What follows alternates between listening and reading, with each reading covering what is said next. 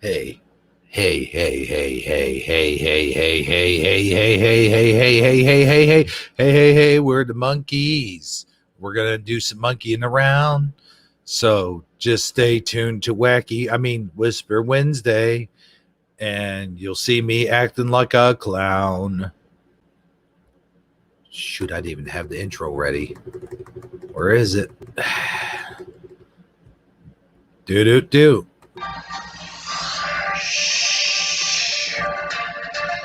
Quiet. Quiet. Quiet. Shh. Whisper. Whisper. Whisper. Whisper. Whisper. Hello, everybody, and welcome to Whisper Wednesday. I'm Daniel Cortez, along with Elliot Gonzalez, and we are here live tonight on Whisper Wednesday. I see we got Lotar 900. Before I introduce my broadcast partner Elliot Gonzalez, um, Tolar, um, 09 says, how do you do? And I want him to answer that question before we even start the show. So I'll wait. But until he does say it, how you doing, Sagi? Well, I'm doing quite well, thank you. How about yourself? Well, I'm doing good. How'd you like that little introduction? We sometimes I do feel like we are the monkeys, and we do like to monkey around, but we're not here to be funny or put anybody down. Right?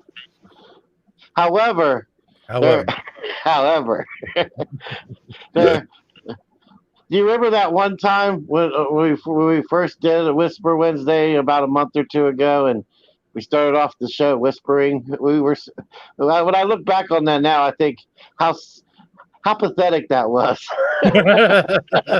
yeah, I think if you're gonna start off an audience, you should start the room, like fill the room full of energy, and the energy that you give back will be the energy that your audience gives back to you. Oh yeah, it's what you put out into the universe that comes back to you. That's right.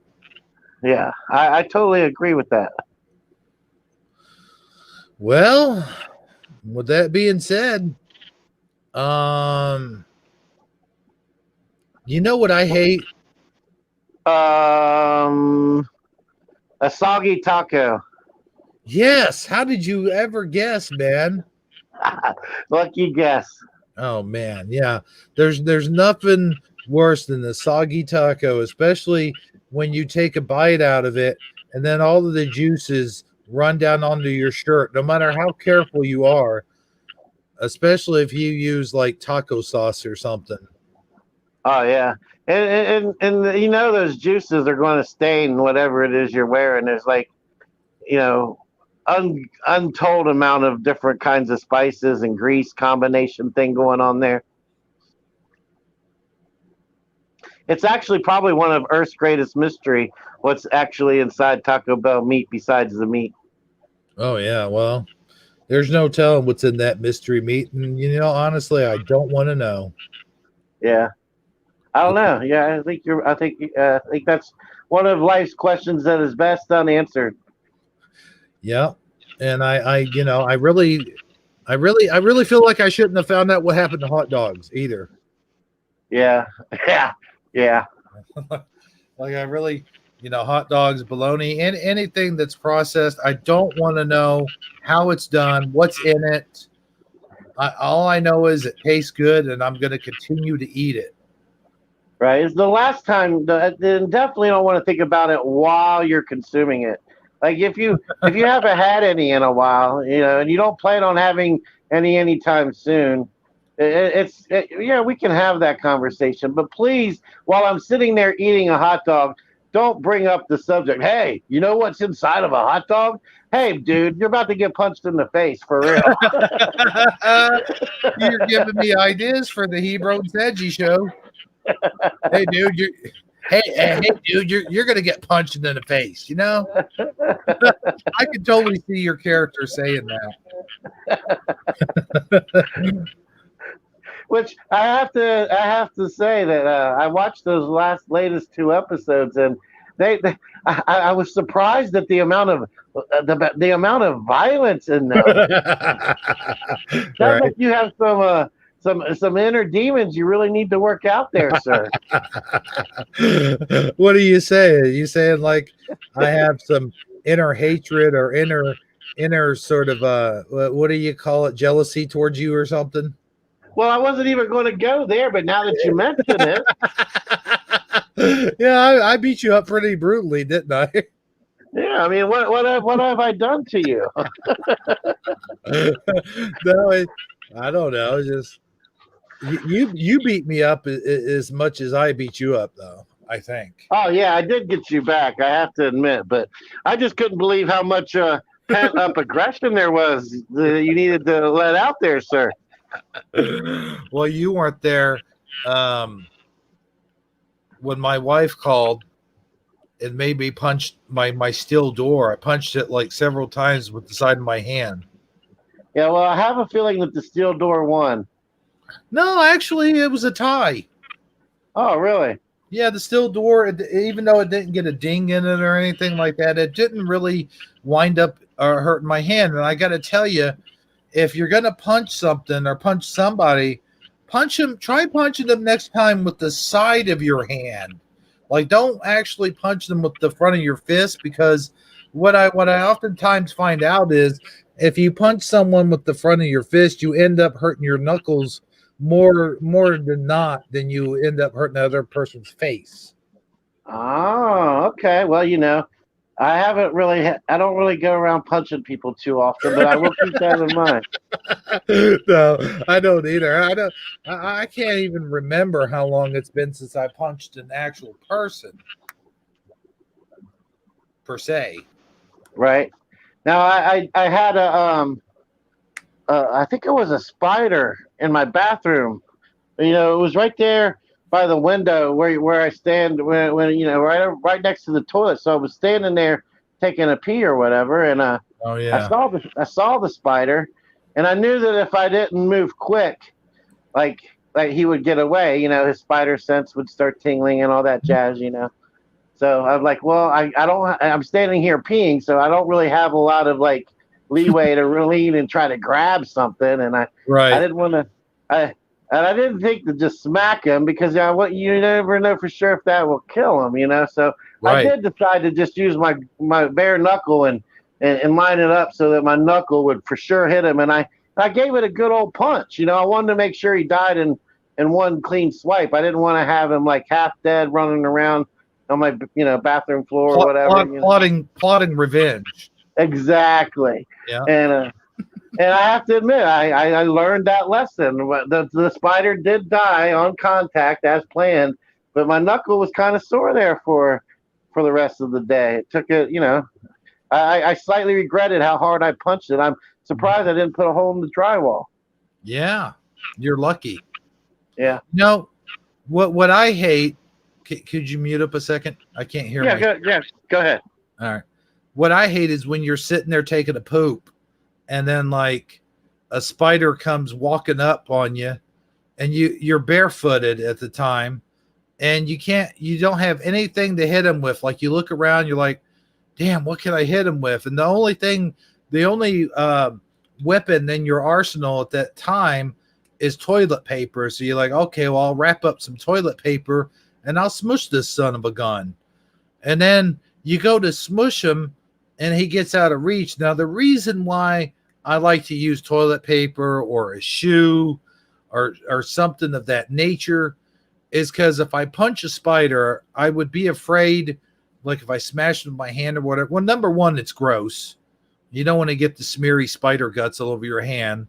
And number two, I've got this fear that they're going to bite me on the hand as soon as I tried to smash them. Now, this wouldn't be an issue if they're just like a little harmless spider just crawling around minding their own business. But I don't really have time to sit there and identify which ones are the poisonous ones and which ones are not. So I always have to have something to smash them with. So to make the long story short, that's why I don't go around punching spiders. That's what I'm saying. Right. Well, yeah, I mean, I did hear that TLC song. Don't don't go around punching spiders. Stick to the insectoids that you're used to. But you know what is funny though is when you smush a spider or any bug for that matter, and you use like a piece of toilet paper or something, and you know you got him right, but you're not sure he's dead. So you press just a little bit harder, right? You know, just for good measure. But you still have to do that check, you know, before you let the. Oh yeah. You have to slowly like open it, like you're you know like you're checking like you just met a guy in the back alley and you're making sure he didn't rip you off, you know. Mm-hmm.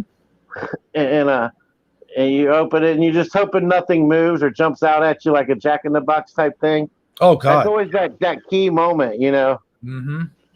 And 9 times out of 10 they are, but there's always that off chance that they're going to jump out at you. You know what I hate is when you go to smush a bug with a piece of toilet paper and you think you got him, and then you look down at the toilet paper and there is like a little smooge it thing, but the bug's not there. It's like, oh shit, I crippled him. Now he's gonna go back to his family and he's gonna plot my revenge by crawling in my mouth while I'm sleeping or something. Yep. And, yeah, it's worse when you open the tissue and there's nothing there. Like, how did he get away? I didn't even see it. Right. And that does happen. There are bugs that it's just somehow magically, like they do like a little David Blaine thing on you. Yeah, they just whoosh. Yeah. Then you have to question your own sanity. Did I imagine the bug or was he really there? Right. How come we only have 2 people watching? What's up with that?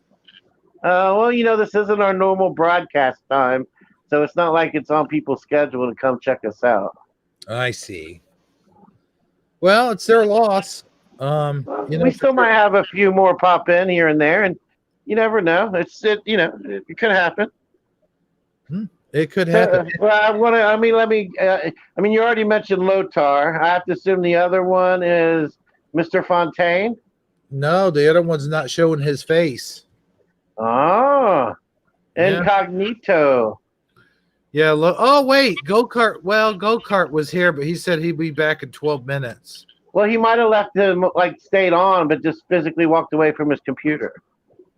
I don't know. Maybe he went to go check another live stream that was going on. It's hard to say, my friend. But either way, if you got, we could. Well, I don't know, man. Your guess is as good as mine. I will say this though, affected by Grace is here, and she's he says hello, guys. Yeah, thank you, affected by Grace, for being here. I noticed you commented on one of the Hebrew and Sagi videos earlier today, so thank you for that as well. You put a good positive message in there.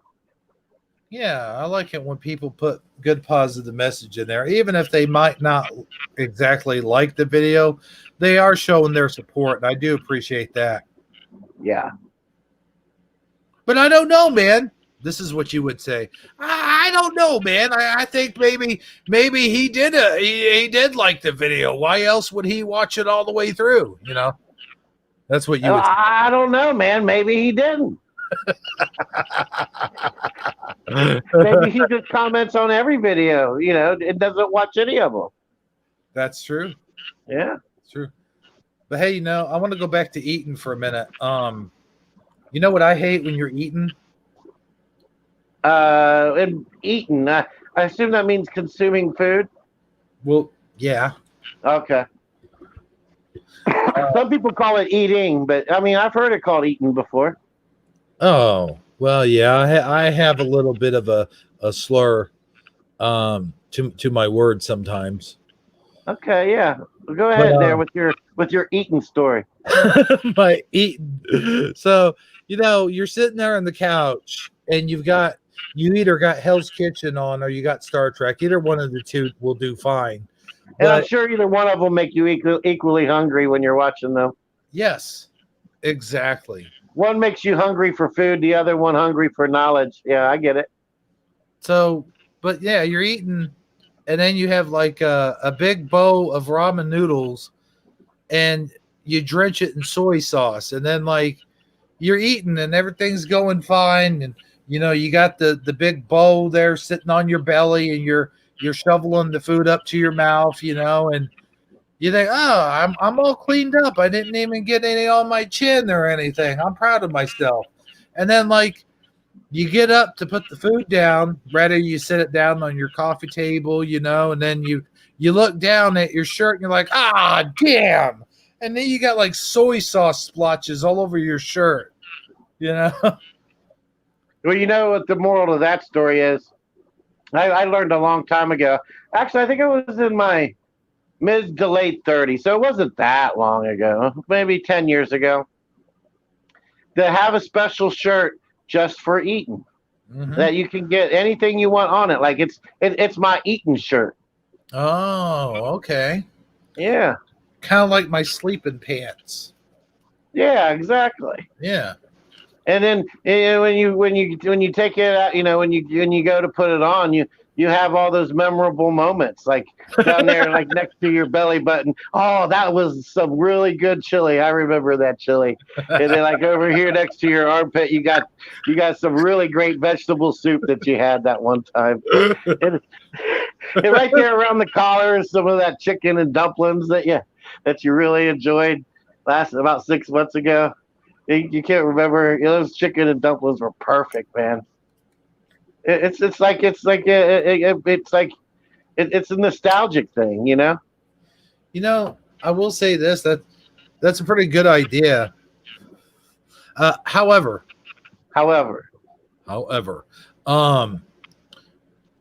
most of the time, if I know that I'm going to be a big sloppy mess, like if I'm eating a can of raviolis, I come home from a hard day of like soliciting people and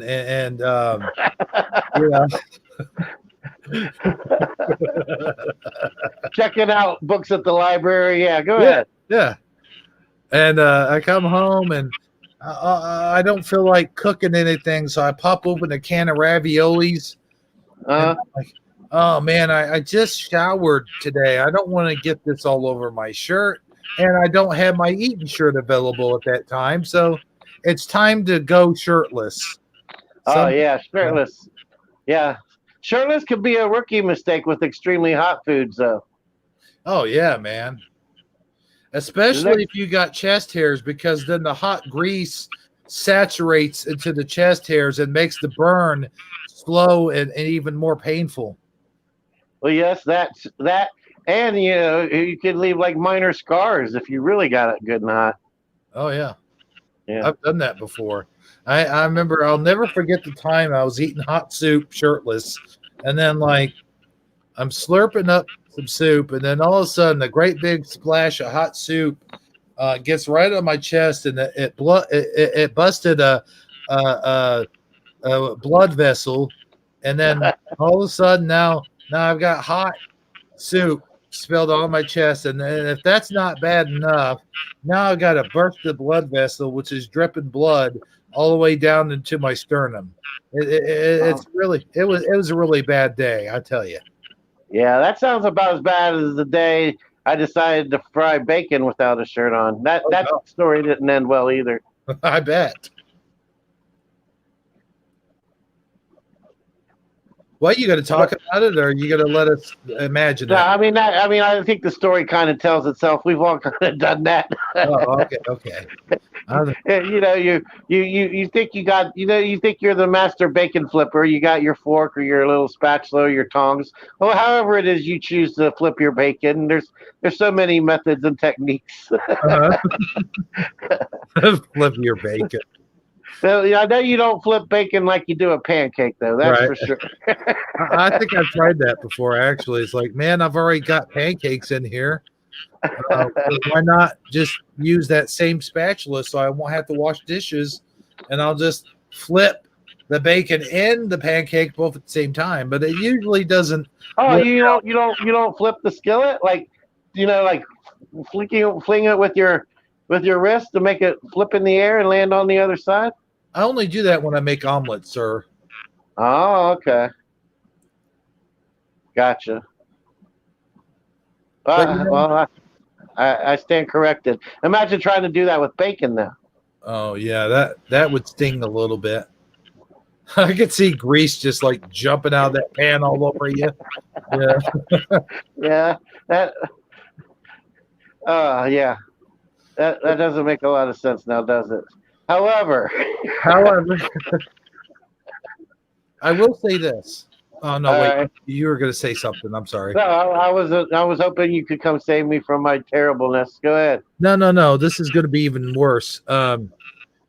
When you're cooking hot dogs in the microwave on the paper plate, and then you forget that the hot dogs actually do cause grease to happen, and then you're taking that plate over to your macaroni and cheese because you're gonna dump those hot dogs and the mac and cheese, and then you're not paying attention, and the next thing you know, the hot dog juice is dripping on your hand, and it takes about 5 seconds for you to even realize that you've been burnt. Like, you ever have one of those moments where you're not paying attention, and then you feel it on your hand, but it doesn't set in until after the fact, and then you at that very precise moment you're like, ah, and Yeah, then the slightly delayed reaction. yeah, Yes, I've done that before.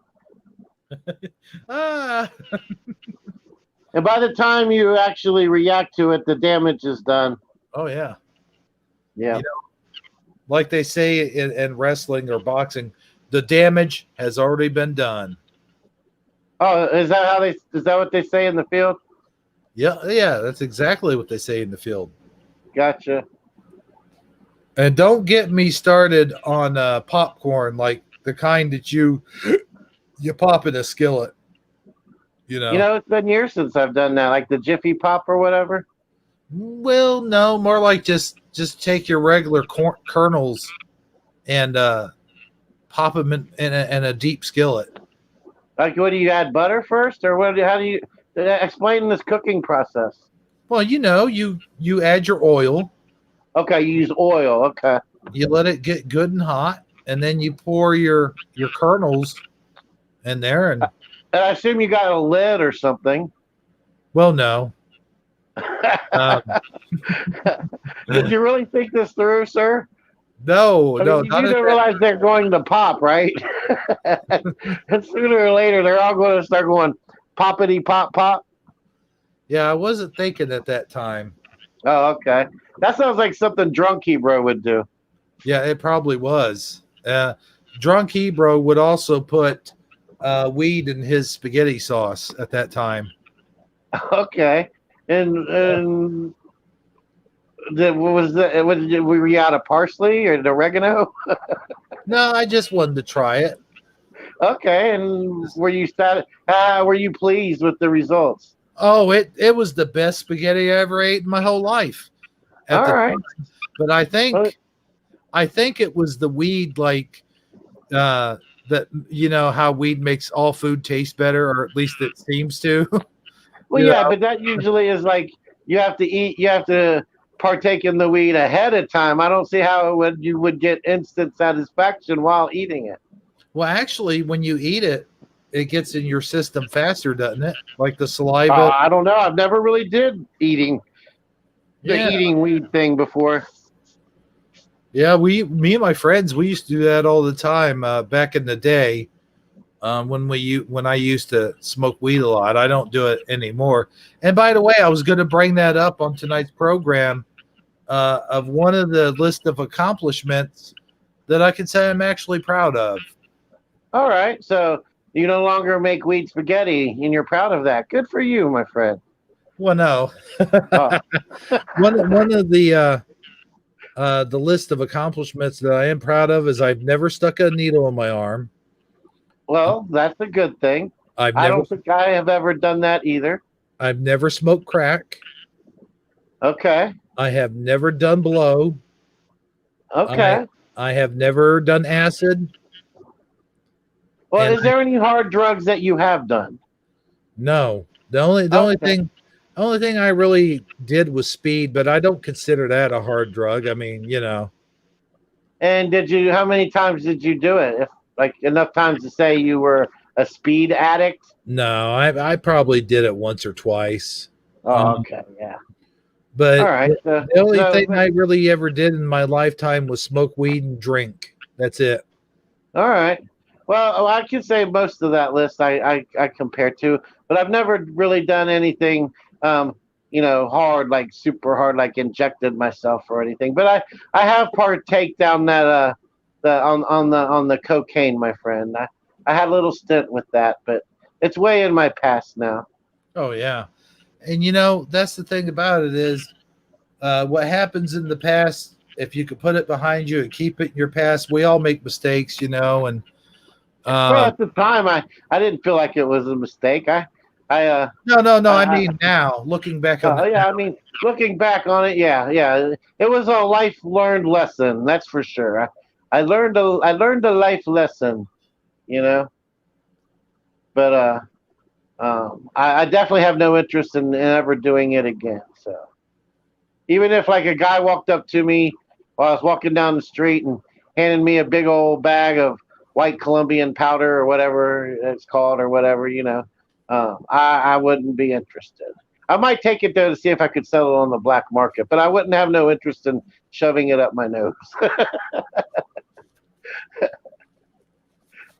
I but that's one of the things that I gave up. I gave up. I won't say I completely gave up drinking, and I won't say that I completely gave up smoking weed. Although I don't go out of my way to buy it or anything like that. It's one of those things where if a friend comes over, like let's say Armor Up came over and we were sitting down, you know, it would probably be one of those moments. And I'm not saying Armor Up does that or anything. I'm saying like a friend, like you, for example. Like if you came over and you had some on you, And I was like, hey man, I got this doob. You want to smoke? And you'd be like, sure. yeah, All right, yeah. I'd probably do the same thing if you approached me with a doobie too. yeah. But yeah, like I don't actively smoke either, man. I don't just yeah. There was a day in my day and time of my life when that's all I did, like a 19, 20, all the way up to about 26, 27. And I don't know, I was probably about 25 when my daughter was born.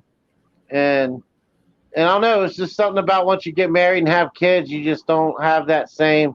I don't know. You just kind of slowly grow up and lose interest in those childish things, you know. Oh yeah.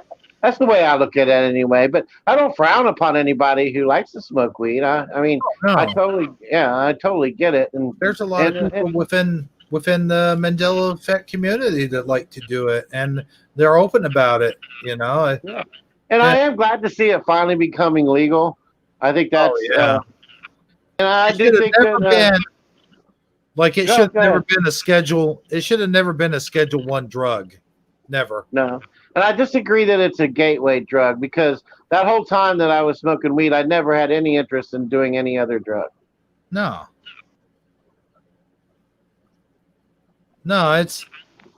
It's a all natural, all it's all natural drug. I mean, God created it for us to smoke and eat, and well, I won't say He created it for us to do that with it, but He did create it, and He created it knowing it had those benefits of Oh like, yeah, it has lots of benefits. It's a great alternative for pain medication. I mean, yeah, list goes on and on and on. And you know what? When we get to that point of the conversation, that's where I start to get triggered because then I come back to the realization that, even though they are making it legal now, they had to do it, you know, nefariously because they had to wait until they had a chance to genetically modify it. Monsanto pretty much supplies all the dispensaries. It's just terrible. The weed that you're buying at the dispensary has been genetically modified, and it's not really all natural like you would think that it is. So, but which that's a that's a whole shame. different subject for a whole different show for a whole different day. But I do agree that it does have its benefits. It does, like, for it the oils have more benefits than the actual plant, but like the oils, like I'll tell you a short story real quick, and then we'll go on to something else. Um, I have a friend of mine. He had cancer. He had like cancer in his neck or something like that. I don't remember exactly where it was. It wasn't a very big cancer. It was one. Not saying that. Well, any cancer can kill you, of course, but I mean, like, is one of those kind of cancers. But so he was doing the treatments.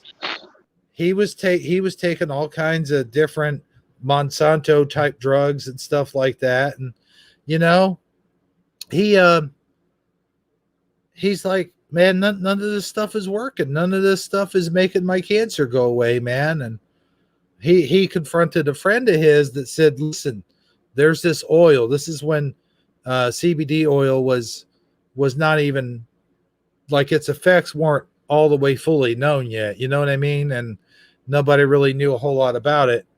And so anyway, he gave him this oil, and he had to mix it with something. I forget what it was. There was another kind of ingredient that he had to mix with it. But after all the treatments, after all the drugs, the prescription drugs that he had to take and all that, after a few days, he started noticing a difference with the CBD oil. He started noticing his health getting better, his appetite getting better, his strength was coming back. He was getting stronger. And then in his very next doctor appointment, they said that his cancer had shrunken to the point where it was almost gone. And then after weeks and months of doing this oil, his last doctor visit, he went and they checked, and they couldn't explain it, but they said your cancer's completely gone. So he had healed himself from the cancer by taking just the CB oil and one other ingredient. I forget what it was, but that's my story. And I think that the weed does have its benefits. I really do. I really do think that God put it here for a reason. And I'm not sure if that was his intent, was he knew it would have benefits, but it does a lot of other things too. It helps anxiety. It helps appetite. Like I said, it helps, like, if you're a diabetic and you either ingest weed or you smoke it, it don't matter. It'll make your blood sugar levels will actually improve. So there's definitely a lot of benefits with that CBD oil. I'm telling you, my brother. I'm telling you. Oh yeah, I've heard lots of testimony in regards to the CBD oil, and it helps seizure patients and all kinds of things. So yeah, it's you're preaching to the choir here, my friend. Well, I'll tell you what. And it's a shame that we had to wait so long for it to become illegal. And you know, what happened is we were misinformed about it for a long time, and they scared the public into thinking it was evil. And they, by they, I mean, of course, the government, they for some reason they made it so evil that the FBI went around, and then the government turned it to a Schedule 1 drug, which you can serve prison time for. And there's a lot of people who I do believe are still in prison after all these years. They're just for selling weed, and I think it's a shame. And it could have been a long time ago. Could have been so beneficial for mankind, and but no, the government had to go and make it evil. And they showed all those propaganda pieces back in the 50s, and it was just or maybe it was the 60s. I don't know, but it was just it blew my mind away. Yeah, I remember watching Reefer Madness. Yeah. It'll make you crazy. It'll make you satanic and all that kind of stuff. Yeah, and it'll make you. And it had people walking around looking like zombies and demons after they smoked it, trying to convince the Right. general public that it would possess you or something like that. And if I'm not mistaken, I forget exactly the ulterior motives as to why they wanted to um, criminalize it so bad. Believe it or not, Yep. it came down to money more than anything else. It was because of the hemp. There was I mean, because on side besides the whole cannabis oil thing, back in the day, a lot of farmers grew hemp, and they were using hemp as um, a way to manufacture things and a way to and they had using it as an energy source, and the gas and oil industry had different ideas, and they didn't want hemp to be a competitor in the energy market. So they were kind of one behind the scenes. They were one of the people behind the motive of criminalizing all forms of marijuana based on the hemp being an alternate way to make products, like things, pretty much anything that you can make out of plastic using oil, you could also make out of hemp, and you could also get an energy source from it. So yeah, that it was basically, long story short, I don't remember all the details, but that came into play as well.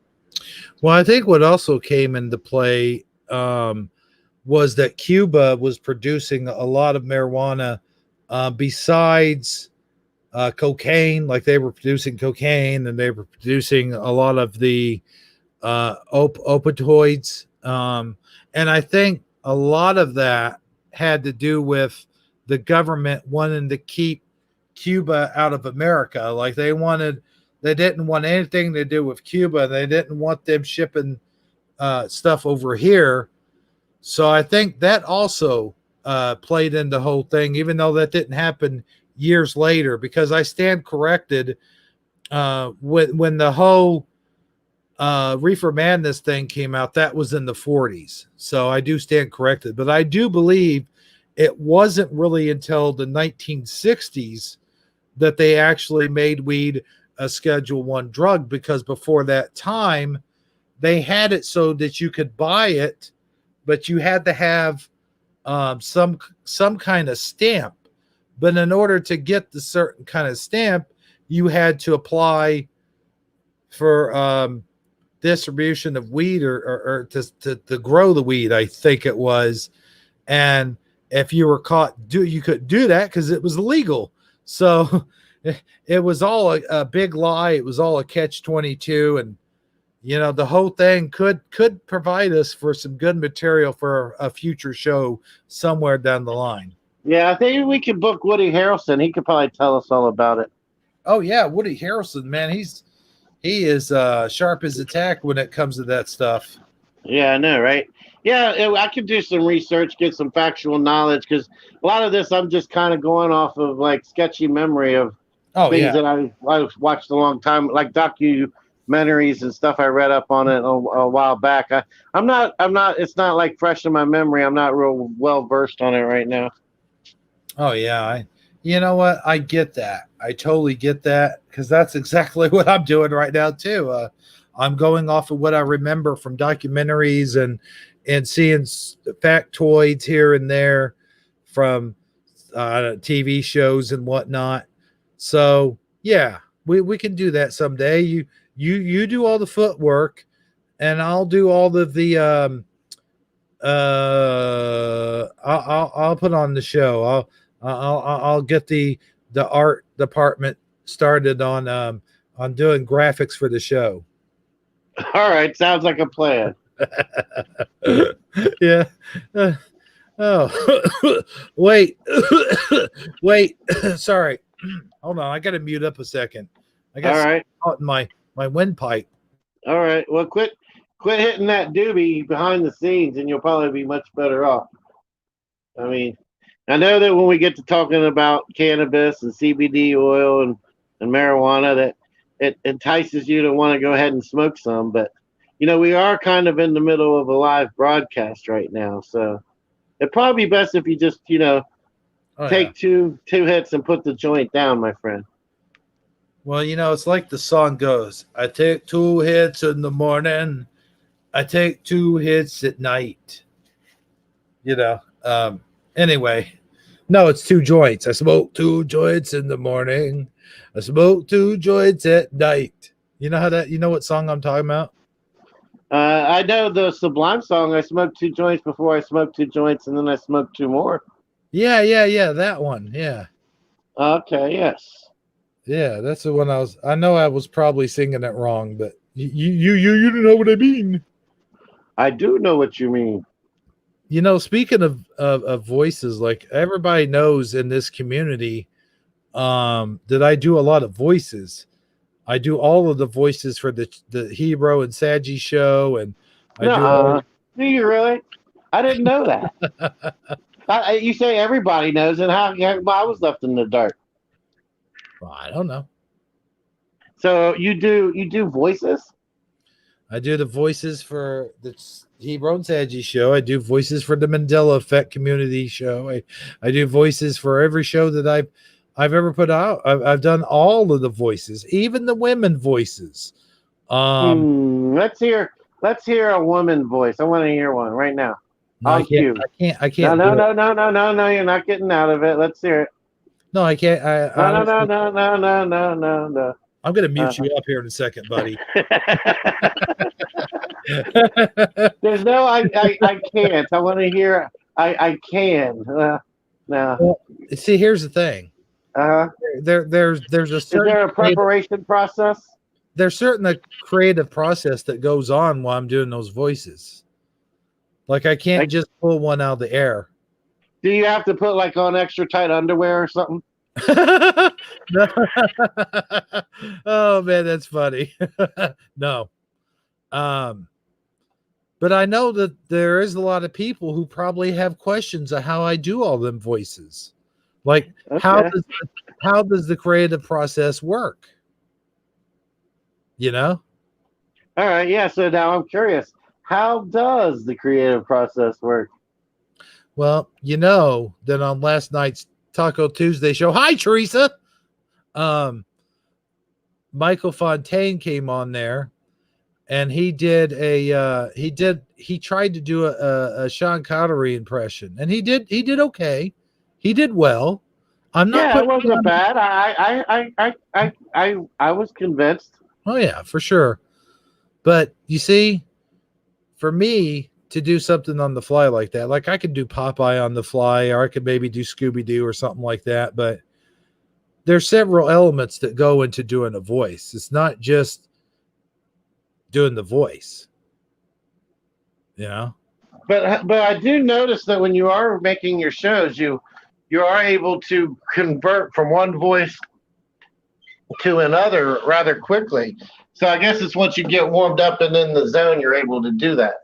Oh yeah, once I've got a character down, it's like it's so easy once you got it down. But the process goes somewhat like this. Like I got to hear the voice, like I hear someone talk, like I can hear you talk. I can hear all your different inflections in your voice, and I can hear all your different mannerisms and the stuff, like your speech pattern and all that stuff. And then like I see you. I see a hold on a second. Let me take a drink. I think what you're saying is you visualize it in your mind. Visualization. Yes, thank you. A visualization of you, how you would talk in your mind, and that is all part of the process. I have to see a picture. Like if I'm going to do Sean Connery's voice, like what would you consider to be one of his most iconic roles?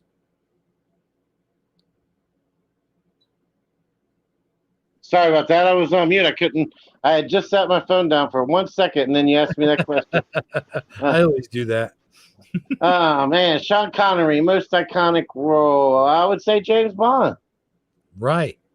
So instead of doing Sean Connery, the real person, I'm actually would be doing a James Bond impression, the way he plays that role. And what I do is I'll have a picture of Sean Connery like as James Bond. If I'm going to do a Sean Connery impression, first thing I do is I look at a picture of him, and then I try to visualize how James Bond would talk, not just Sean Connery, but the character he plays. So I start to get into it, and I listen to it over and over again.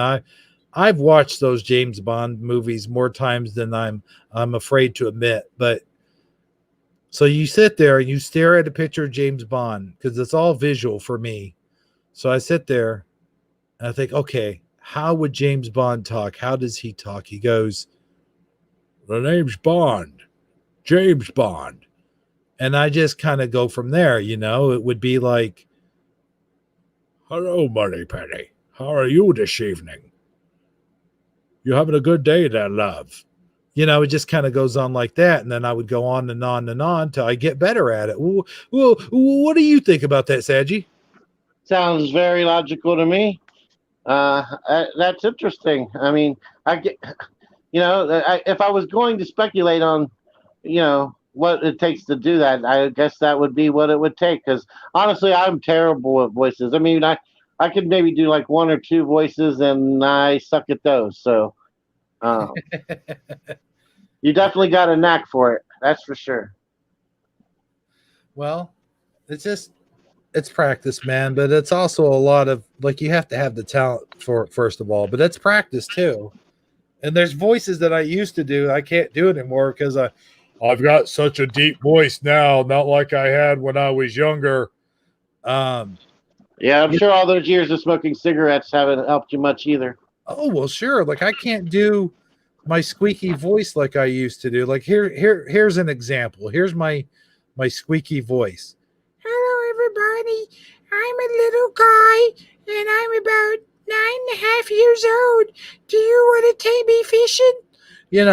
Like I can't.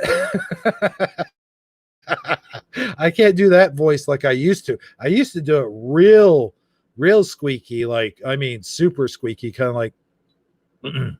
Hi guys, my name's Little Timmy, and I'm 9.5 years old. Do you wanna take me fishing, Dad? See, I crack. I start to crack. Did you hear that crack? Yep. Yeah, I'm afraid. Now, what if you accidentally got stuck like that? Oh God, that would that'd be kind of funny. I don't know. I think it would annoy you though. I thought of like when my mom would say, "Don't make that face. Your face might get stuck like that." You're right. Yeah, I remember those things, but that never really happened. My face never really got stuck in the that position. No, me neither. But I did have to. I did have to think about it for a half second. Like maybe she's on to something. Right. Now I know that certain faces can leave lines and wrinkles if you do them over time, but Oh yeah, if you always got like a frown or a grimace on your face, then even when you're not frowning or grimacing, you'll still have the lines of a frown and a grimace if that's what your face does more often than not. yeah, So have yeah, you ever run across a person like an older person and looked at their face and they just look like they're angry all the time? yeah, that's exactly what I think of when I see that person. Like they must have really just had a bad attitude their whole life, and then you see somebody that genuinely smiles and they have the opposite. Like they don't, even when they're not smiling, they look happy. Oh, absolutely. Just talk amongst your. I'm going to refresh my drink, Sagi. Okay, yeah, no problem. Um, but the thing that really gets me about when you're doing your voices like that is your ability to not only change your voice, but to go into character as well. Because it's one thing just to change the tone of your voice and the inflection and all the things that you just mentioned, but then you also have to keep the characters themselves, the personas, mind you, or whatever you want to call it, true to what they would actually be saying. And I know a lot of the times you just ad libbing, like it's not like something you wrote out a complete script. You're just Mhm. kind of doing it on the fly. So, how do you always maintain keeping characters in character per se? I, you know, that's a good question. Um, and the only, really the only answer I have for that is just practice. I mean, that's about it. I mean, sometimes I'll slip and they might go out of character, but if you notice when I do a different affliction, what's that word I'm looking for? Inflection Infliction. It'll come or off. the depiction? Maybe you're saying depiction. No, no, you're right. You were right with what you said. The word that you used, Inflection. infliction. Uh huh. Okay.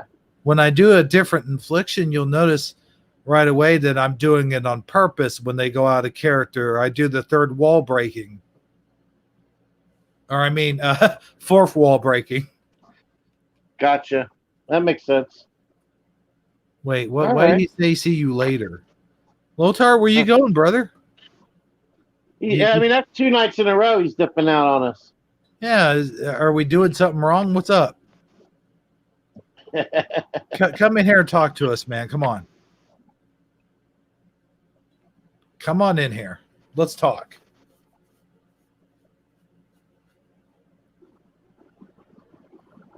Oh, he was telling affected by grace that okay, because they're going. Well, affected by grace. Thank you for stopping by. Okay, yeah, that makes sense now. See, when people leave comments in the comment section, like where else would they leave them? I um I have a little bit of lag over here at StreamYard. Oh God, there they go, and now there is one. We're down to just Lothar, huh? Oh yeah. All right. Well, at least we got Lothar. Now getting back to the whole voice thing, another Yes, thing sir. that's hard for a lot of people to do is to do two different characters talking to themselves.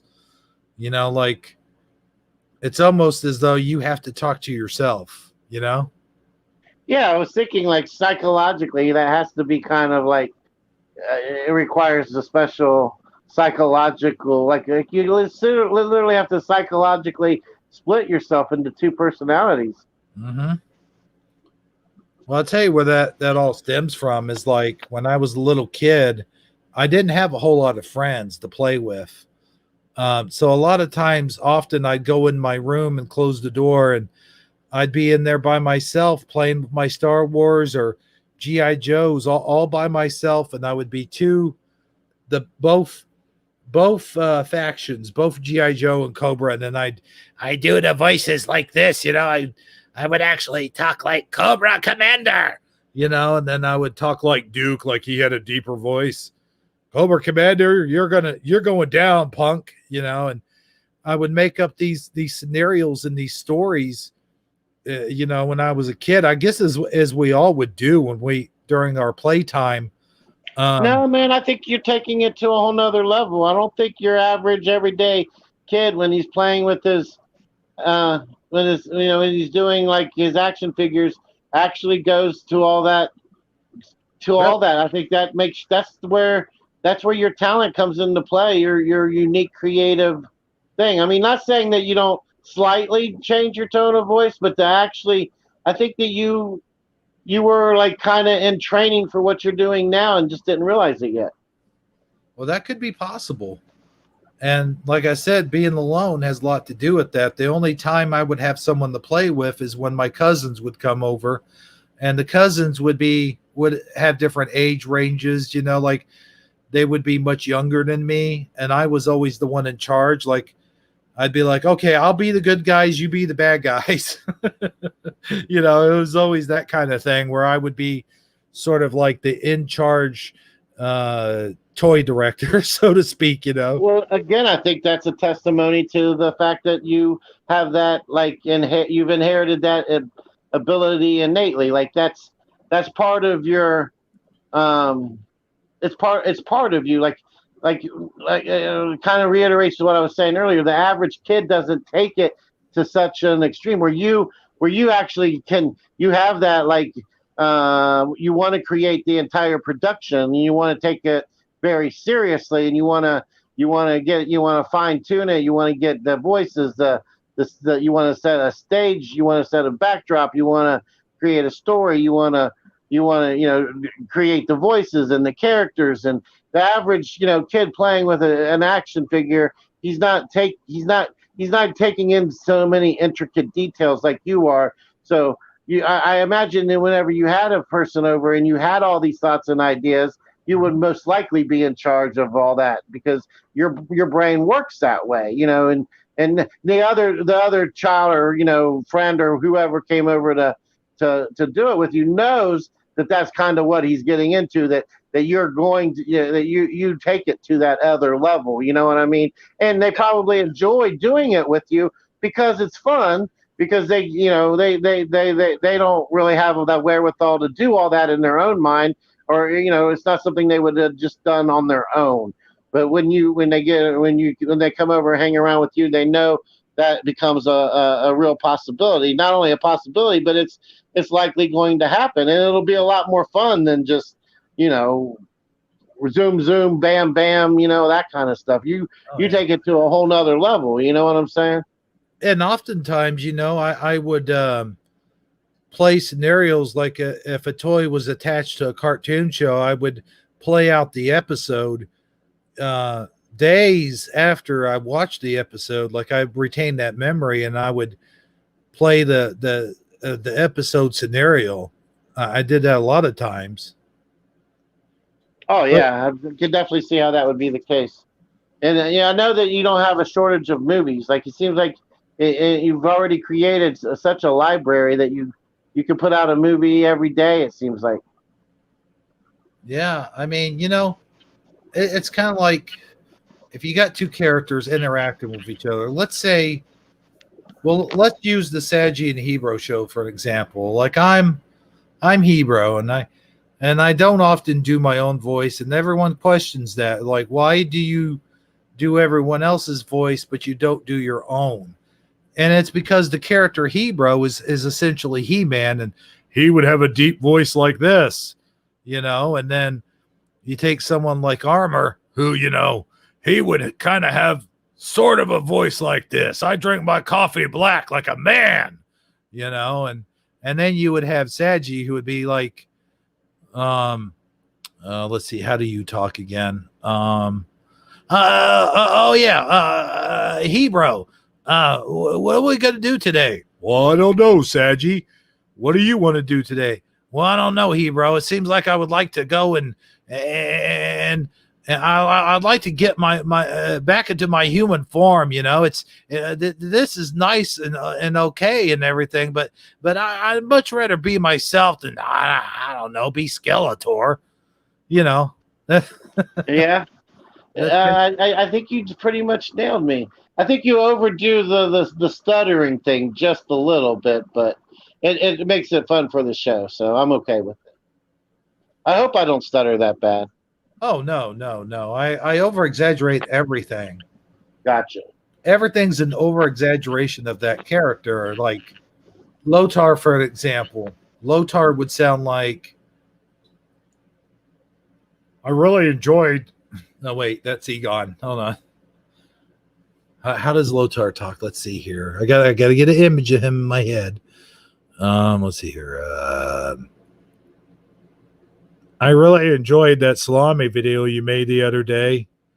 Well, I thank you, Lotar. It's good to have you on the show. Yeah,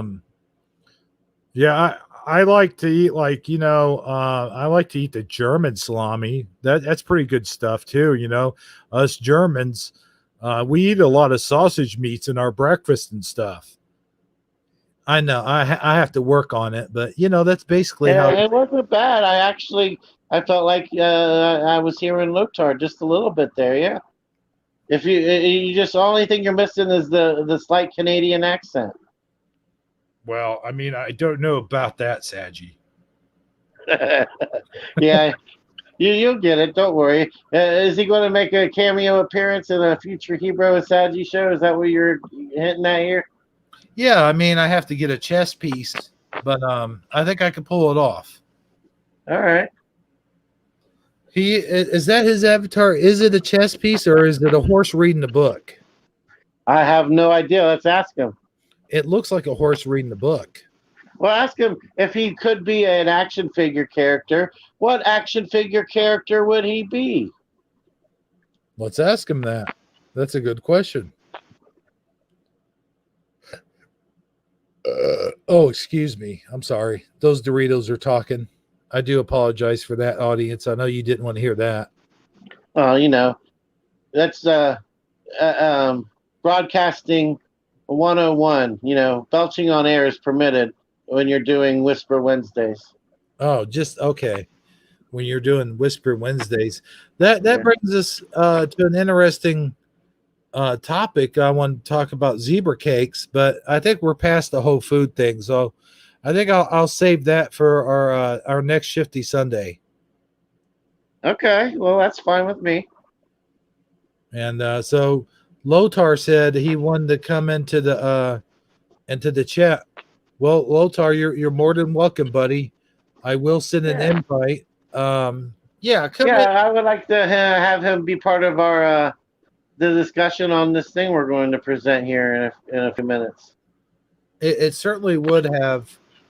I mean, it certainly would be good to have a third perspective on it. Yeah. So here we go, man. Now, when I send this link, this is for Lotar and Lotar only. Nobody else click this link. Well, once he comes in, you can retract the link. You know that, right? How do I do that? You just retract it like you do. Like I'm sure you've typed a message in YouTube chat before and then retracted it. Oh, yeah, I could do that. Huh. Go-Kart Bob's here, by the way. He says he never got the notice when we went live. Go figure. Yeah, that's we've been shadow banned. What do you know? That's good old YouTube for you. All right, here it goes. I'm going to put it in here. Boom. All right, now let me go retract it once he gets in here. Let me know when he gets in here, though. See, I won't know unless you bring him in the show. I can't see him in the green room. Well, I'll hear him. He'll go, boof. Or knocker, boof, you know. He'll come in. You see, you can't knocker. You can't really oh, there he is. Okay, let me retract it now. Remove. You can't do it from StreamYard, but I went over to YouTube and I went ahead and did it. All right, let me put good old ladies. Hold on, let me give him a good whatchamadoodle. Ladies and gentlemen, now entering the room, the panel, Lotar 900. How's it going? Hey, well, hello there. Good old Lotar. We like you in here, man. You're did you you didn't read my last comment there? Do what? You didn't read my last comment. Oh yeah, a long one. I read it, but I didn't. No, when I was a kid, okay, I grew up with 5 older sisters, and they didn't really buy me boy toys, like because they're all women. I grew up just around women, and my sisters used to cover me in makeup, put me in dresses. Sounds funny, doesn't it? Were you the only? When you had all sisters, no other brothers? No, I had no brothers. Yeah, I have a friend like that. He had 3 older sisters, and it was the hardest thing for him to keep his masculinity because they were always dressing him up like a girl. Well, the whole thing is, I think I was like maybe 5, 6 years old, and my sisters took me down the street, and yeah, it was funny. And people would say, "What's with the 3 girls? One's got really short hair but cute makeup on." Yeah. So my mom bought a whole bunch of boy toys like GI Joes, He-Man toys. Because I remember collecting He-Man. Like I had Skeletor's castle. I had all that stuff, like the what was the dinosaur he used to ride? I used to have that. Hmm. So I don't know about any dinosaur. I remember the cat Pantor. Yeah, I had that one too, but there's another one that Skeletor used to ride. Really? Yeah, Hmm. I forget what it was called. I don't remember that. I It was honestly like it don't. was like one of the. It was like a lizard with horns. Hmm. Yeah, I seem to remember that being sort of like a. It was later in the line. I think it was. Yeah, yeah. Yeah, it was. Because I see a I go kart. Hey, go kart, go kart! You little devil! You tried to sneak in here. Yeah, I see that. Well, dude, I mean, let go kart in too. I mean, we'll just have a little sausage fest. What do you say? Well, no, that Sagi, come on. That's so good. Well, if he I wants can't- E to, I mean, mandatories. if he wants to talk, we could handle it like a call, I guess. But we had some other issues we were going to touch on though. Oh yeah, we did have some things we Oh, wanted to talk about. by the way, Lotar, you never did. Is that a chess piece or is it a horse reading a book? No, it's a polar bear holding a book. Oh, okay. Yeah. Well, the whole thing is, I was gonna change it to something else, but it didn't work on my graphics. Um, it came out too small because actually I was supposed to change my YouTube name to Bear Lamb. So Bear Lamb is my company name. Hmm. So I'd be changing it to that. So that's a registered company name. I was it, but it doesn't show up on YouTube as well as the logo does, right? So, but I'll just if I make another channel one day, I'll just I'll use my company name. So, So Right. what is do you want to? I'm just curious. What is your company? What does it do? right now, well, I invent stuff. So, I sort of invent stuff I don't want to put out there because I don't want none of my stuff Right. taken. So, because Okay, so you're still working on your copyrights and stuff like that. yeah, they're super expensive. So I'm not even going to even attempt how expensive they are because if I want to make a worldwide patent on one of my ideas, it's about close to 2.7 million. Hmm. Oh wow! Yeah. And then how So long is the patent good for when you pay that much for it? Because I know they always have like an expiration date. no, they don't. Huh? No, items like certain items only have a 100-year patent date. Wow. Albums and records is 50 years after the person has died. Then their stuff can be marketed and you can actually use it and make it, but then you cannot profit from it. Yeah, then it goes into what they call what public domain or something like that. Somewhat, somewhat Yeah, depends if the family members allow it. right. And you can't be using it to for income. You can only use it.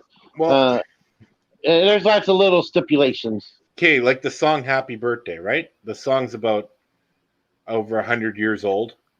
Right. The family members still have it in their by law. They paid the patent bill, and that is copyrighted. So every time they have, a birthday card that says it sings "Happy Birthday," they get paid in royalties.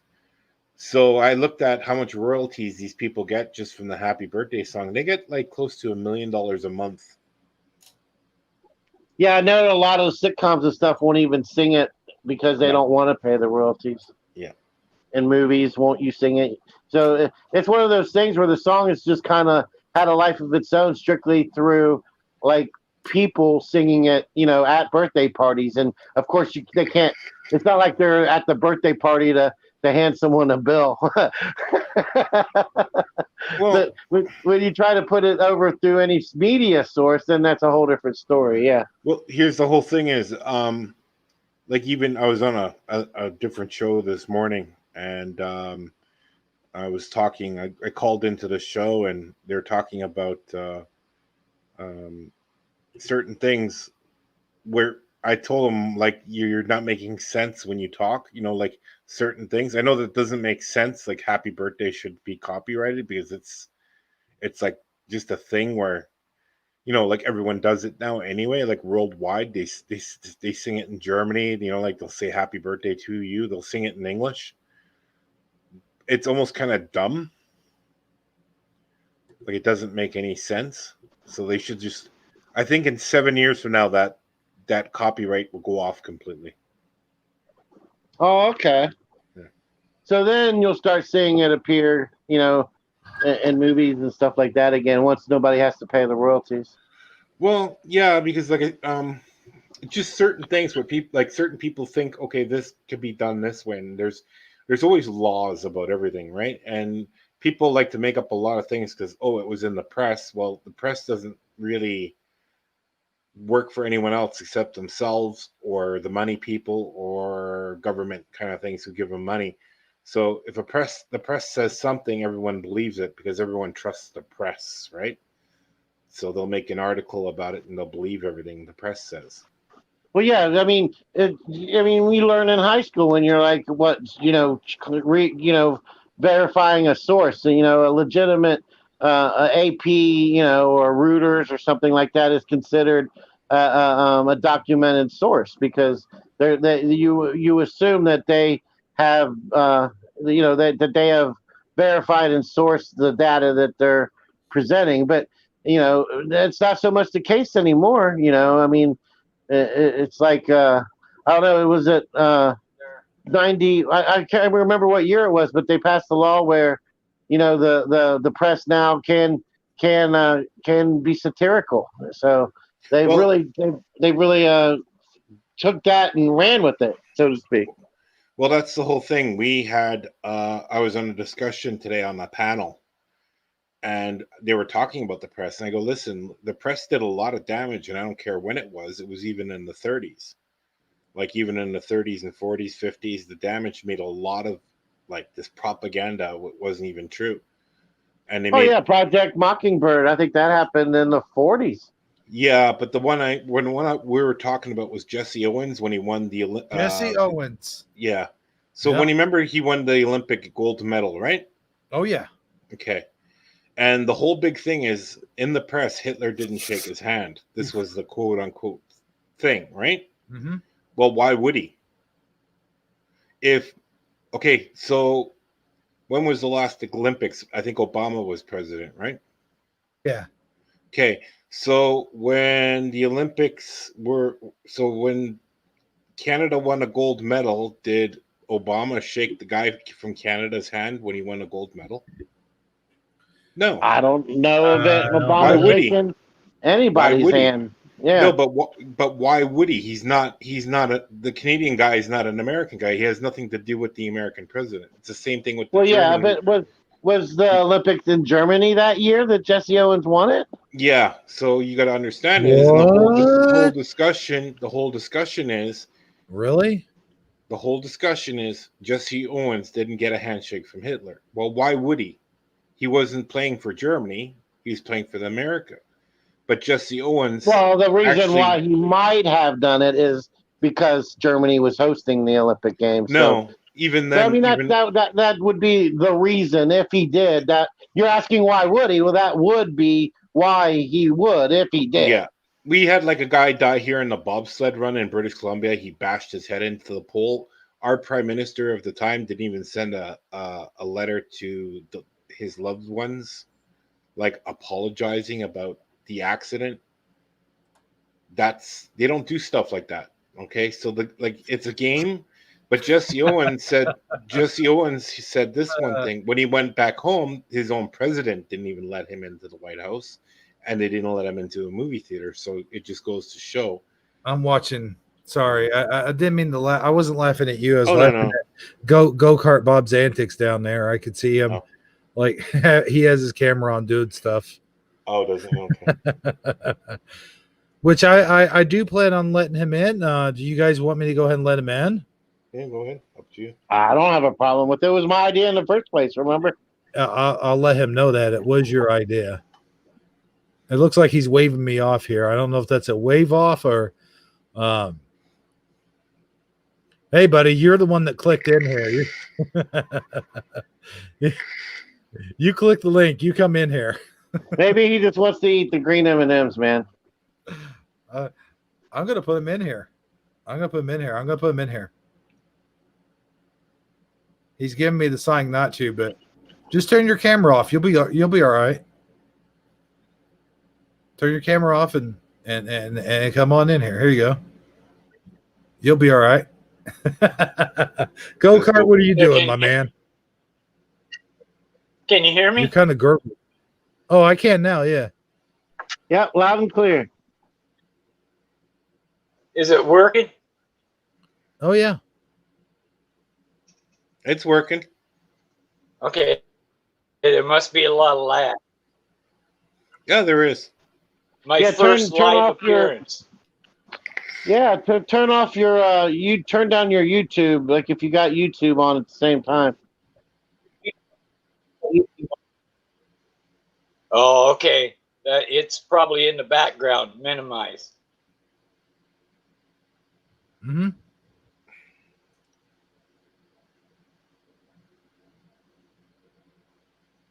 You're Yeah. cool. That happens when. Well, I you're just doing- wanted to come on and say hello and say it worked. Yeah, it worked. You're in here. What's been going on though, man? You you look like you're all dressed up for something. What's going on here? Oh, there you go. You got your mask on. Yeah. I got my mask on. Yeah. I notice when I make wrestling videos, you're in there, you're right in there to the very end, man. You tough it out. Unlike Mr. Sagi here who goes, oh man, I can't take this crap anymore. I mean, I to my credit, I hang for like 3.5 hours. You know, it's not my fault. You make the wrestling videos 4.5 hours long. Discretion is advised. Wait, what was that? This summer. 4 hours. Yeah. Hey, I just World. I see what he's doing. He's doing the movie guy. Yeah. That's great. It's not me. No, it's me. No, I see. I just go by what Vince McMahon did. I just make the wrestling videos, put them out there, do the stop motion, because you can't show actual, you know. I got that one shut down because I showed a little bit of footage, and it was Roddy Piper attacking Adrian Adonis and in Piper's pit, and it was just a little bit of footage, and they shut me down. The WWE, you know how they are. They shut you down. They don't want you using any footage, anything. I don't care. Hebrew, I've had 9 videos taken down. 9 Have you? in the 9? last, probably in the last 4 or 5 months. Oh wow.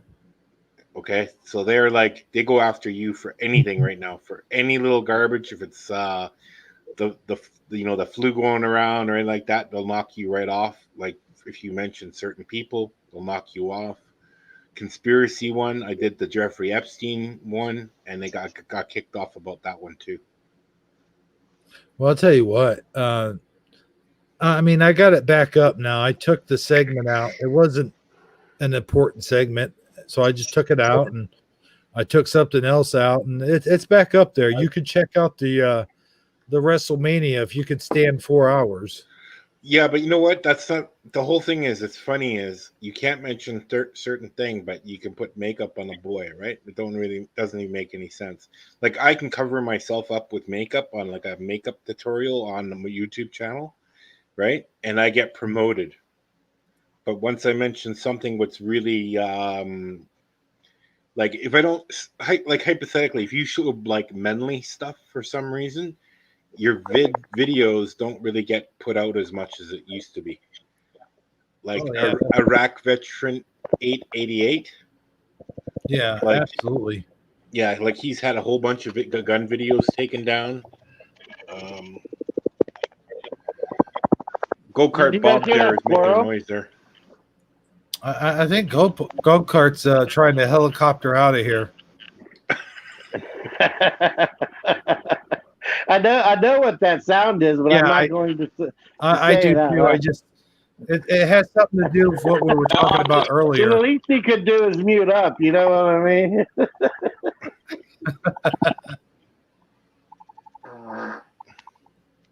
Wasn't You me. see, low card. This is why I don't put links into StreamYards all Why? willy nilly. Who cares? Doesn't matter. That don't No, matter. he knows I'm just messing with. I'm Yeah. just joking. No, well, here's the whole thing. Like, okay, and you ever see the guys who have everything and they know everything about YouTube, and it's like, Okay, that is seriously. Can you mute up, buddy, while he's It talking? is. It is. It's kind of it's like Woody the Woodpecker that came and invaded our show. You know. it's gone now. Okay, it's gone. So no, like, okay, so there's like a whole bunch of people. They think they got YouTube figured out and like the AI and everything else and certain things, and I always laugh at them. And it's not like that. You can produce a show completely opposite of what manly is to female kind of thing, and you will never, and they will actually give you people. And I've seen this before. We've tested this out. We've made a YouTube channel of just a dude in a wig doing makeup tutorials. We took the channel back down because it got so popular. It got up to about, within a day, it had 10,000 people going to it because it got promoted. It's the algorithms. They're really hard to predict, and then and then sometimes the video takes a life of its own simply because it's something weird like that. Some weird obscure thing will go viral. But okay, Armor Up's channel, right? Armor Up channel is a really good channel. Like he talks about, he does his vids. And you know what? It's actually good he's small because he does get a lot of people who would harass him. It happened in the past too, where he got a lot of trolls. Okay, and that's the whole thing too. And I noticed that anyone who does something good for anybody, they get trolls. Now, if you do something crazy, you don't get trolled for some reason. Oh yeah, it's almost like the trolls are operatives. Like they're actually like there to keep anybody from anybody who's doing good to make sure they get brought down. It's almost like they're evil operatives. Yeah, they'll do that. You know what I mean? And it's funny that I could run a show 4 hours of silly nonsense. Like I could. Go-Kart Bob, his picture. Oh wait, I want to see that. Hold on. Oh, cool. I was watching somebody with the go-karts the other day. I forget what show it was. It might have been Hell's Kitchen or something like that. That was one of their rewards was to do the go-kart thing. But hey, listen, like you said, Lothar, you said like I could do 4 hours of total nonsense, right? Like I could have a 4-hour cat video and it go viral. And yet if I get on here and I start talking about something deep or serious or something that actually has some substance to it, nobody watches it. Like you were talking about with Armor channel, like he has a really good channel, but I notice as soon as he starts doing the Bible reading or he does like a serious like his daily devotionals, Yeah, and he'll sometimes get a troll in there or something else, and and it's like that. Right. I don't know. But I'll notice like it only get like 3 or 4 views on there. Of course, it'll pick up later, but I mean, like, what the point I'm trying to make is, you do silly nonsense stuff, you get more views. You do something that actually means something. Seems like nobody cares.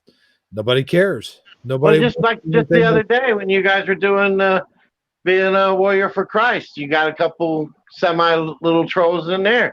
Yeah. Yep. It seems like it's always something. I don't want to say religious, but something. Well, what is it yesterday? Yeah, you were on Taco Tuesday yesterday. And Sunday. And then when Armor Up was on, right? Armor Up was on Sunday, right? Yeah. Okay.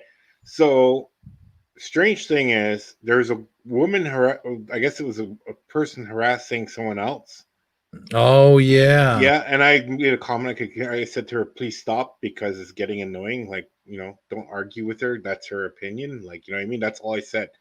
Then she told me to shut up, Mm. and I said, "Listen, take your Flintstone vitamins, and that's the final warning, because I Yeah. will remove you from the show. Like, I have the wrench. I'll just put her on a Right. timeout." Then she's like, "I'm gonna tell Armor up about you. About what?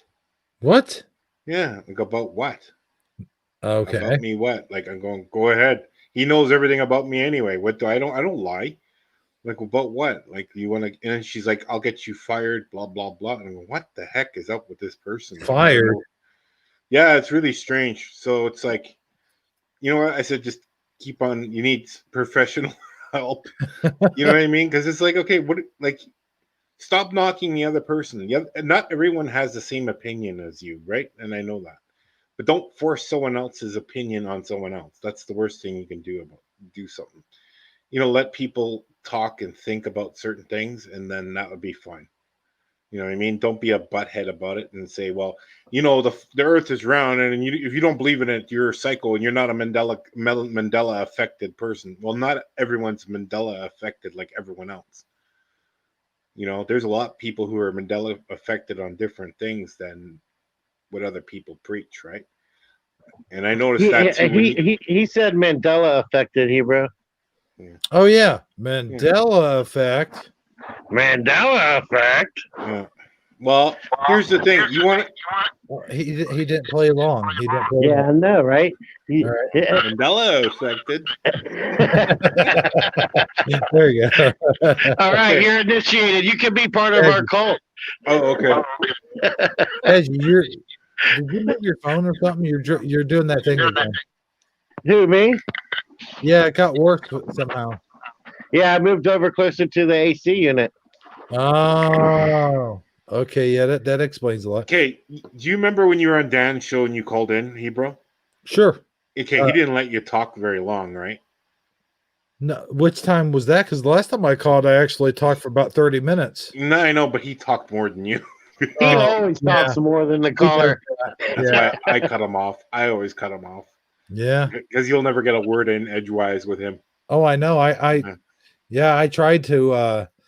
You notice I tried to get in there, and yeah, it's hard to do sometimes. Dan does like to talk. I will say that about him. I love Dan. Here's my impersonation of Dan. So what's on your mind? What do you want to talk about? Well, I thought I'd bring up the thing about the remote control cars. Oh yeah, remote control cars. Let me tell you, when I once had a remote control, Yeah. he goes, okay. So what else you got? Oh, I was going to talk about how they've discovered canaries in the Virgin Islands. Oh yeah, canaries in the Virgin Islands.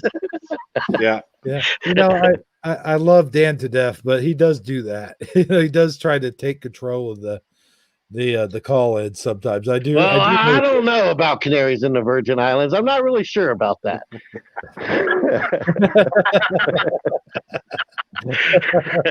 Well, Yeah. I had a big discussion about like like certain islands in the Pacific. You have the one island with the big heads on it. Like Mhm. So I found it kind of strange because in my Mandela effect reality, they didn't have bodies. Now they have bodies. I just remember them having heads. Hmm. Okay. He goes, they're buried underground. I go, not in my reality. In my reality, they weren't buried underground. They just had heads. They didn't have full bodies. Now those um on this island off of South America, they all have bodies now for some strange reason. Hmm. Okay. That really affected me because I studied that island in school. Like I had to You're do a talking course. about Easter Island, right? Yeah, Easter Island, correct. Yeah. Oh Yeah, yeah. yeah. I remember just the heads. Yeah. It's what's funny. You mentioned that I did research on that when I first heard about it too, Lothar, and if you look it up like the articles, if you do a Google search and you do it under trending, you'll notice that every 2 or 3 years, starting in around 2012, the another place would put out the article, and it would go viral, make its rounds on Okay. Facebook. Everybody would talk about it for about 3 to 6 months, and then it would fade away, and people would, it would like it would lose its thing, and then all of a sudden, like a Daily Wire or the Onion or somebody would do another, or Discovery Channel would do another feature on it, or and then it would resurgent all over again, like, oh, bodies discovered in the Easter Islands, and then, no, lo and behold, like 8 months, 12 months, a year and a half later, it would happen all over again. Like all these people who never caught it the first time Yeah. are making it go viral all over again. It's just so weird. That is a really weird, obscure thing, and I don't remember them ever mentioning the heads either. But apparently they were discovered a long time ago. But it's like something nobody seems to know or can remember, and it can go viral over and over and over again. You want to hear a strange one? Okay, you have all these TV shows out now, right? I call them fake reality TV shows. Mm-hmm. So you got like Treasure Island. You know that one in Canada? Like they're looking for this treasure on Oak Island. Yeah, the Oak Island one. Yeah. It's totally fake, dude. The whole thing is totally fake. Oh, I tried to get into it, and I couldn't. I was my discernment started picking up on that right off the bat. All The of whole those, show. all of those so-called reality shows are fake. You know the Tiger King? Tiger King. Yeah. Okay, Yeah. that's sorry to say that. That's a I've fake never show. watched That one guy, episode, but I do know what it is. Okay. The guy is not in jail. The woman didn't kill her husband. That woman's an actor. She's an actress. She used to be on a TV show in the 80s. In the 80s. In the 80s. And he was on a TV show in the 90s. Wow, And, really? Yeah. And someone told me he was on an episode of Friends. Huh. That mustache he wears is completely, well, it's grown in. The hairstyle, that's not his hairstyle. You know, they Does he even really have a limp? No. It's all made up for TV. You know what? A lion would mangle you, okay? Like, here's the thing. They have tigers and lions there, right? Siegfried and Roy had a show. The tiger ripped the guy's face off. Oh, yeah. Okay, and almost killed him. And I remember that. Yeah, he's like almost half paralyzed because of this. I don't even know if he's still living. I thought he did die. No. Okay. They moved to Germany. They moved back to Germany, their hometown. And people made fun of those guys all the time. Like, the Germans used to make fun of those guys because there's one guy, he got sued for using their actual names when he made, like, at a comedy show. So he called them Ziggy and Roy. So Ziggy and Roy would make. He goes, I've been to their show. It's amazing, he says. The guy gets on a pink bike and rides up the elephant's ass. Oh, no. And he does a loop-the-loop in the elephant's stomach and pops out with a tiger on his shoulders. Oh, hell. Yeah, I can see how they would kind of be against that. But it's like people believe everything they see on TV. Okay. Yeah. And the one reality shows what are not what are considered real. The lady, the Mormon chick who has all the 30 kids, whatever, popping out left and right. That's sort of a real show. I can understand that. Mm-hmm. The other lady, Hell's Kitchen is kind of a real show, but they do not do what they say they do. It's like when someone wins that show, they don't make them consecutive chefs at the Las Vegas Resort Inn or whatever the situation may be that day, but they give them a job somewhere else, or they might give them their own restaurant or something, but they don't exactly give them the job of consecutive, because I've seen the background, like I've seen behind the scenes of that show, and I know that a lot of those, like Gordon Ramsay, like he knows exactly who's going to win. He already has, like, the very first show, he has it in his head who he's going to eliminate right away. Well, that's the whole thing. That like you have to understand, it's like that on the some of those talent shows, right? Like they get a lot of talent who's actually has talent somewhere else. Mhm. Like the one ventriloquist from England, he won it. Well, he was already famous in England. Like, you know what I mean? Like they put this stuff out here, and this is what really bugs me because I watch a lot of TV on my computer, and I watch German TV, I watch British TV on YouTube. Like I really watch everything, and you can't pull one over me that quick. And I Mhm. do research about these people, okay? And a lot of people, they don't exist. It's like this. Obama's wife is supposedly a man, right? This is what they're all saying because they can't find the other guy he went to school with who looks like Obama's wife. Mhm. Okay, so where's this guy then? Hmm. Right? And there's no pictures of her ever being pregnant, and yet they have 2 children. Yeah. And not But to here's mention all of the weird footage of her having a some you want type to of hear something. you Yeah. you want to hear something really creepy? Well, yeah. Here's The way you what's said her? that, Yeah. Okay, hang on. I felt like I was in a funhouse. Okay. Here you're gonna just give me a second. One of the tigers died of COVID-19. Okay, that's Mhm. interesting. But here's a strange thing. Okay, Obama has a sister. Okay, she lives in Germany. She said she had 2 miscarriages a long time ago. Hmm. I don't think she did. I think she had the brother for those kids for her brother. Do you understand? Sure. Yeah, okay. there's another theory out there that it's a couple that they knew from a long time ago that No, they no, gave them the because kids. then I those know kids. I've heard a couple different theories, but No, I like the yeah. one you're talking about too. I'll That tell you sounds- what. That's his half sister who lives in Jordan. He has a half brother. He has 2 half sisters in Africa still.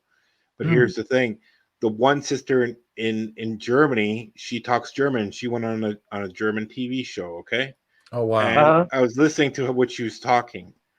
She's only met her brother 5 times in her life. Oh wow. Okay, 5 times in her life. Mm-hmm. But she has a different story what don't make sense. Do you know what I mean? Because there's a picture of her showing her with her brother when she's pregnant. This is just before they started having kids. Mhm. And she's why would you like there's a really lot of strange stuff with like we see there's the whole thing. They don't tell us the whole truth because they know there's a lot of dummies around and they believe everything. Oh yeah. A long time ago in the 80s, we got cable TV and we got a color TV set, okay? Mhm. My mother put on a show and it was about these people who had a nuclear bomb in somewhere in Georgia or somewhere in Florida and they exploded it. Okay? My mom said Huh? that show is real. That show is real. And it wasn't real. It was a movie. Okay? My mom went into the basement. She thought the Russians were going to come and attack. Oh man. Yeah, that's how dumb people can be. They I can't remember read. that show. It was called Yeah. The Day After, if I'm not mistaken. I think so. I'm not 100% sure what it was, but it was a And show made in the it was 70s. very realistic. It was Mhm. it was post apocalyptic. It was Mhm. it was very convincing. It was almost like a second generation War of the Worlds, but with nuclear bombs. So I can Oh, see yeah. how somebody could be convinced it was real. Mhm. But the problem is when people believe in certain things, okay, especially on TV shows. So you have those gold miners. They have that gold on, I think it's History Channel, where they have or I can't remember what channel it is. Yeah. But they go up into the gold mine and everything else, and we're going back to America, blah blah blah. This and this. They're all Americans, right? And I'm going to tell you what, you cannot. So you're telling me you're working in Canada without the proper paperwork? How in the hell are you working in my country and working in Canada with no Canadian rules, no Canadian nothing, and you say you're American and you can't work here without proper permits? Then the one guy goes, I got into trouble, spend my time in and out of jail, and he's from the States. You can't come here if you've been arrested. Why is that guy in Well- my country? You know what I mean? I can't go to your country. I have a criminal record. So does this guy. How does this guy work in my country? Then there's something wrong with the Really? show. There's two things that could be. Number one, he's actually Canadian. Yeah, that's Or one. number two, someone paid for his you know what I mean? Like they bribed somebody. No, they wouldn't do that. Wouldn't work here. I don't know. Would not work here. I'm just Would- throwing yeah. spaghetti to the wall. and see, Yeah, I guess what you're really trying to say is he had some type of connections where he got he got the permits and they let him in for Right, that's what whatever reason. Yeah. that's what I'm trying to say. I'm Yeah. just Well, throwing maybe spaghetti a he. Yeah, but here's the thing: is they do a background check if you getting a work permit here. But none of those got any person who works in Canada. If you're an American and you're working in the mine, you have to have a stamp on your helmet, on the front of your helmet, right? This is UMMF stamp. Okay, that means something. It's a national union, Canadian union, that you're an American working in Canada. Okay, you need that stamp as a miner. I don't care if it's gold mining in the Yukon. You need that stamp on your helmet. If you don't have that stamp on your helmet, you can't work here. Everyone's illegal who's doing it and working because they're not getting the proper permits. But there's a lot of strange things that are happening for like certain things that don't make sense. And I put two and two together. Like you've seen the show Ice Truckers, right? Right, ice road trucker. Huh? Yeah, that's I've seen filmed. it before. Yeah. Okay, that's filmed in my province, okay, of Manitoba. Okay? The Right. girl who drives truck here, she was stopped by Canada Customs on that TV show. And she okay, this is a strange one. You might sound this is a little crazy. So the woman was stopped at with Canadian Customs. That's her, like, custom agencies and everything else in Winnipeg, here in my home city. They went to her and they said, "We'd like to see your work permit," because she said she's from Alaska. That's where she said, "Oh, I was born and raised in Alaska." Okay, Oh yeah, I remember She's- this. yeah. Go ahead. Guess what? She's not American. She's 100% Canadian. Right. She's from Saskatoon, Saskatchewan, Canada. She was born here. She's not Exactly, She's never but her persona on the TV show is something totally else. different. Yeah. Yeah. And that makes sense too. Somebody might not, even though it's a quote unquote reality TV show, they might not want to use their real name and their real history. They make up a fictitious one, and it helps for the viewers to imagine that it's an American doing it, because that, rah rah go America. Yeah, but here's the thing now. So you get Americans coming up here now trying to work without a permit now. So they come to Canada. So now they're misinformed. They think they can actually do it. So that company's real, right? And I've met the guy who's on TV, and he goes, and I know him from the company next door where I used to work. And I go, "How many Americans come up here to work for you?" He goes, "None. They can't work up here." He goes, "It's all Canadians who work up here in the first place." And he goes, I have to turn all these guys away because they made her an American." He goes, they have custom agents all around there all the time, going to these places to see what they're shipping up north. Like, they're not stupid. You know what I mean? There's always someone else watching these shows. And they put two and two together and say, "Hey, there's something wrong here." It's the same thing with Oak Island. Those guys from Oak Island are supposedly from the United States. What are they digging up Canadian ground? First of all, there's nothing there in the first place. They're digging up the whole island for nothing because it's a privately owned island. Okay? And if you want to get your act straight, you know why the island closed down? The island had a dumping ground of PCBs on it in 1955. The reason why the island got condemned is because of the dumping ground. So they have to clean that up.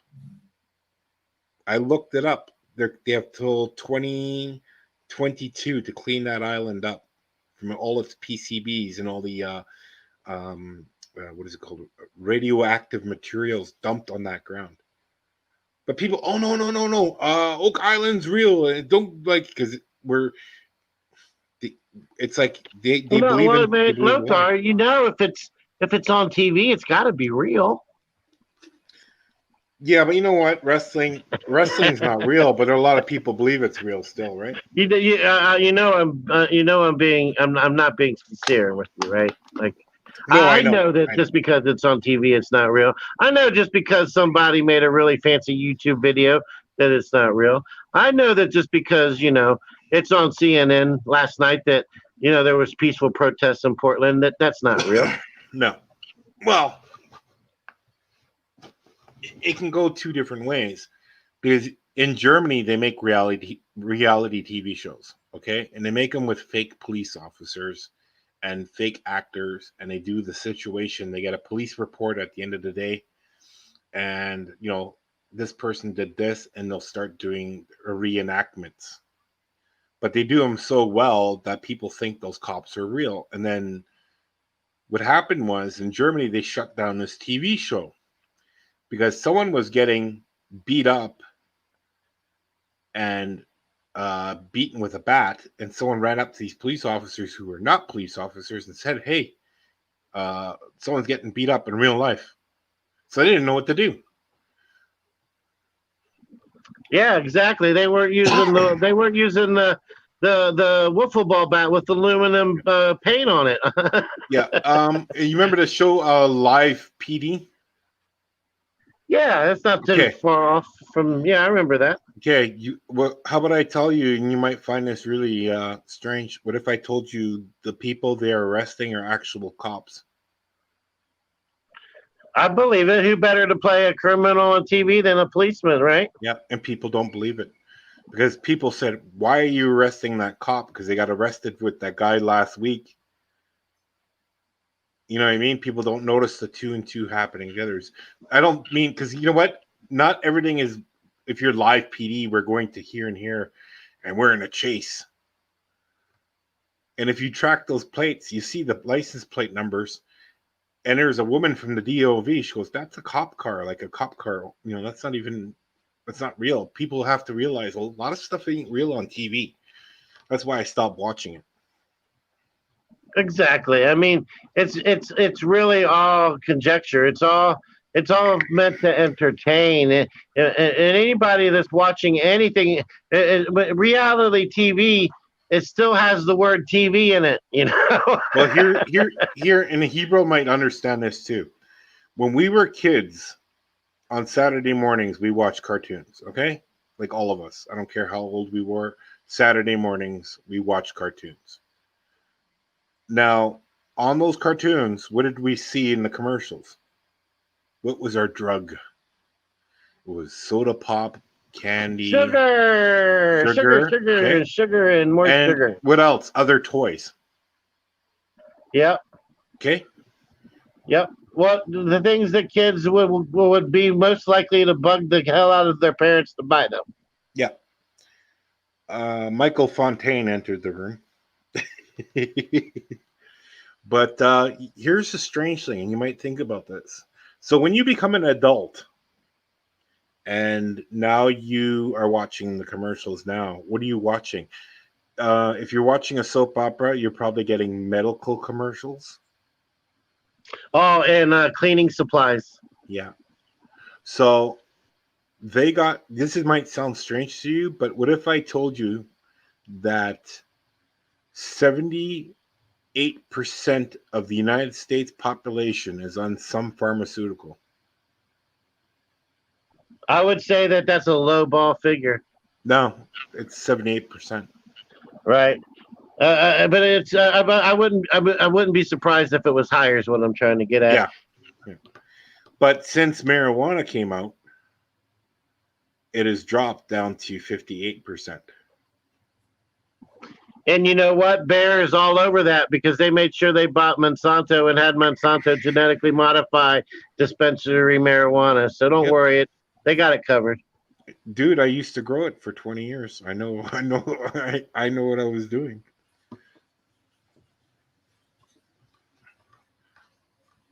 But like I said, it's you have advertisements, so you're being brainwashed with that brain box. I call it the brain box. And some of the movies too. The movies are not even good anymore. I can't watch the movies. They make me sick to my stomach. Well, you got to realize is that advertisement agencies are not stupid, right? No. They're going to market to whoever the targeted audience is. Like you said, if a kid's watching Saturday morning cartoons, that's when they're going to sell their cereal. If a guy is watching sports, they're going to market all the like barbecue stuff, grilling stuff, And Viagra and John beer. cream and all that stuff. And But it shouldn't be that way though, because in Canada you can't advertise pharmaceutical drugs on TV. Our Right. commercials are a little bit different. Like we have. I know. There's one policy in Canada, and that's why they banned some of the cartoon shows because they're not allowed to show sugar, sweets, and all that stuff in Canada. There's a rule there, so I know that a lot of the cartoon shows wouldn't play at certain times, or they would change things Yeah. about it. Here's the problem with certain things when I don't like. Your doctor doesn't really help you. He gives you a pill, which thinks it helps you. Okay, and that's almost. And it's how he's trained. He's trained to Yeah. solve it with a script, not solve it with better behavior, better diet, better exercise. And the doctor is scared. The doctors are all scared. They lose you as a patient. For me to get a doctor here, it's a pain in the ass in Canada. Okay, because all our doctors went south to you guys, so we have barely any doctors. Our doctors, they check you over. You need this, you need that. If I feel depressed or something like that, they have to send you to a psychological doctor first.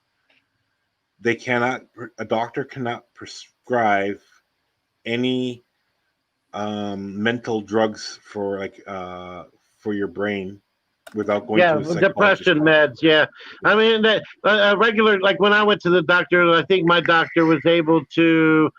When I mentioned depression, they were able to give me a basic like Wellbutrin or something like that. But if I want any real psycho, like anything like some benzos or something like that, you have to go to a psychiatric doctor. But why, Sagi, why would you want to take that in the first place? Exactly. I didn't even take the Wellbutrin. I said thanks, but no thanks, because I know all of it comes with the risk of suicidal tendencies, That's another thing we were talking about when we were talking about weed earlier. Weed actually sets off certain neurons in the brain, which can actually treat depression.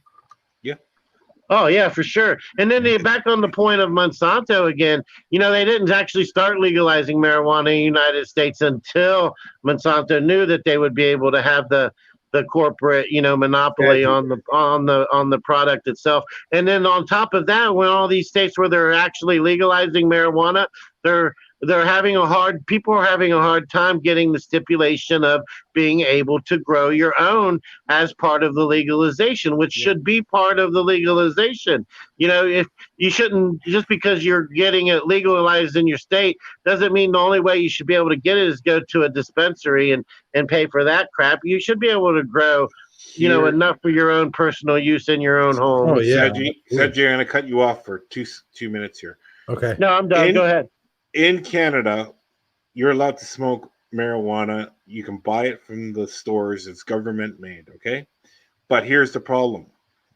If you're depressed and you smoke a sativa, that's an uppity up weed. You'll be fine, okay? The strains of different marijuanas will hit you different ways. Some are good for pain. Some will make you sleep. Some will do. Oh yeah, different. Things, yeah, right? indica, sativa. I got you. And there's different types, THC content. If the crystals, so just imagine if you had a bud in your hand, that's the flower of the plant, and it's all crispy and dry. You dust that on a piece of paper, all the crystals come out. Okay. Now that is crystal THC. Okay, that crystal THC used to be called angel dust. Angel dust now is something else. I know. Angel dust now is meth. Yeah. I I could swear one time that I smoked some weed one time that may have had angel dust laced in it, because the very next day, like, I had the shakes really, really bad. And let me tell you something, brother, you don't get the shakes from just smoking weed. No, but the problem is you if you smoke. Okay, the whole thing is this too. If the plant is not properly flushed, that means cleaned out from all its chemicals, you will get the shakes and it will burn black. And Hmm. that's when you know it's the toxic. It's toxic. That means it's not really good for you. If the plant is not grown out properly, like if it's not grown and matured properly, and you smoke it too early, it's poisonous. It'll actually do more harm to you. It depends on. You got to make sure there's no mold on it. There's a strain called. There's 3 different types of mold growth on a marijuana plant. Um, One's a yellow and one's a white, and then there's a black brown mold. The brown mold doesn't really do too much. You can cut it out. The white mold is dangerous. It comes from chemical burns, and it can actually totally choke out your system, where you can have an anxiety attack and get even more depressed. You can actually get schizophrenic from it. It's like eating mushrooms. Wait. Say again. Okay, you can turn schizophrenic from Oh, the wow. mold. Really? Yeah. So you really got to know your stuff when you're growing weed. And I have 20 years experience of growing weed. Like, I don't smoke the stuff, but I grew it, and I was pretty good at it. But there's a lot of people don't know what they're doing because they don't flush the plants. There's certain chemicals you can use. You do not use Miracle Grow on your plants, because Miracle Grow is complete poison. If you use that on your plants, you can die. Okay. So Not just marijuana, but like your vegetables too. That you're anything you want to eat. yeah. I mean, yeah. That's all I ever use is Miracle Grow, not on the plants. You're supposed to use them in the roots. Yeah, if you want to use a chemical properly, especially like something with like Miracle Grow liquid, what Mm-hmm. you do is you fill up a garbage pail of water, Mm-hmm. and what you do is you put a chemical in. You got to pH the water to 7.2, okay, and let the liquid chemical sit in there for a day, okay, Uh-huh. because the toxins burn off of it.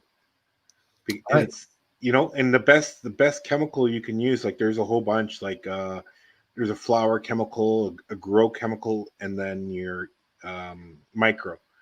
I actually just dig the hoe and I mix. I don't use the chemical. I use the it's a powder and a Okay. of water. Yeah. And well, it's a crystallized powder. You know how Miracle Yep. Grow is. So I mix that really good with like a lot of water, and then I pour it in the holes where I'm going to be putting the plants, and I let that soak up. I let the ground soak it up real good. Then I put the plants in there with their original soil. Oh, okay. But you could do it a different way. So what you do is you take the crystals and you take a tablespoon of the crystals Mm-hmm. and you pour it in a bucket of water, like a garbage pail, plastic garbage pail. Right. Like That's basically what I do, Lotar. yeah, and then just put the chemical in the water and just stir it up. That's one way of doing it. Because if you put it underneath the roots, you can get burnt roots. Depends what you're even making. Like anything, you can get burnt roots on. It's okay for like a tree. Like if you got problems with pine trees or stuff, like what are they called? Cedar tree. You know those cedars? They always have that ugly brown color. Like you didn't water them for like a year. Oh yeah. They turn all brown. Yep. Okay, so that's phosphorus being lost out of that plant. Okay, so what happens is the roots shut down and the plant kills itself because it's not getting the salts out of the ground. Miracle grows great for cedar trees. Okay, but if you put it on straight, you'll burn the plant. Oh yeah. So what you do is there's an old trick. It's called, this might sound a little gross, but what you do is you take a 5-gallon bucket for each tree you have. You pee in that bucket, you put water in there, and you put Miracle Grow. Well, a now wait a teaspoon of minute. Miracle Grow. Yeah. Wait a minute. I thought pee killed the plants. No, your pee has salt in it. It has a special salt and enzyme in it. Will actually be great for trees. Oh, for trees. Okay. Yeah. Yeah. I started to say I always heard like the ammonia inside pee can kill the plant, like a regular plant. Well, yeah, because you have to understand. you pee on a flower, it's not going to die. Oh, no. Like it's got nutrients. It's all you have in your body is nutrients, Right. right? Now, hypothetically, you took some really bad stuff, like you're on, say, hormones or something like that. Mm-hmm. The plant will know if you're on hormones, right?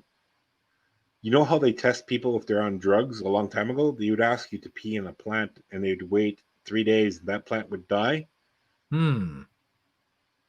That was the old way of testing it in the 30s for cocaine use. Well, let me ask you this real quick. Getting back to the fertilizer and stuff. Mm-hmm. Now I use 12, 12, 12, but I don't use it directly in the holes where I'm going to plant my plants. I use it and then till it under the soil. Can I ask what you're growing? Are you just growing vegetables? Yeah, just vegetables. I wouldn't use 12, 12, 12. That's too harsh. That's way too harsh for what you're using. What color is your dirt? Is it tan red? It's dark. It's dark black, man. It's like, It's dark black. oh yeah, it's perfect soil, man. Yeah, we got dirt black here, naturally dirt black throughout Yeah. the whole thing. Also, I'll tell you what, listen to learn is never like if you reach in and you grab that 12, 12, 12, wear a glove if you're going to do it because that stuff will eat through your hands, man.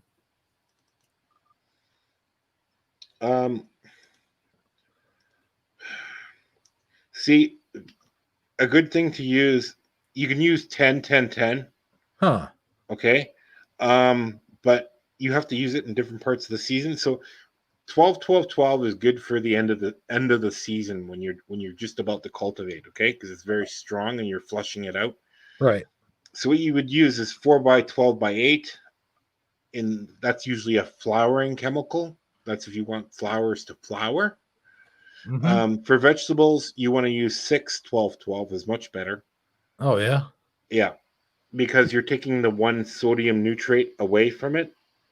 Another one is just pure bat guano, and it's actually cheaper and actually better for your garden, and you have bigger plants. Is 070 is actually the best one.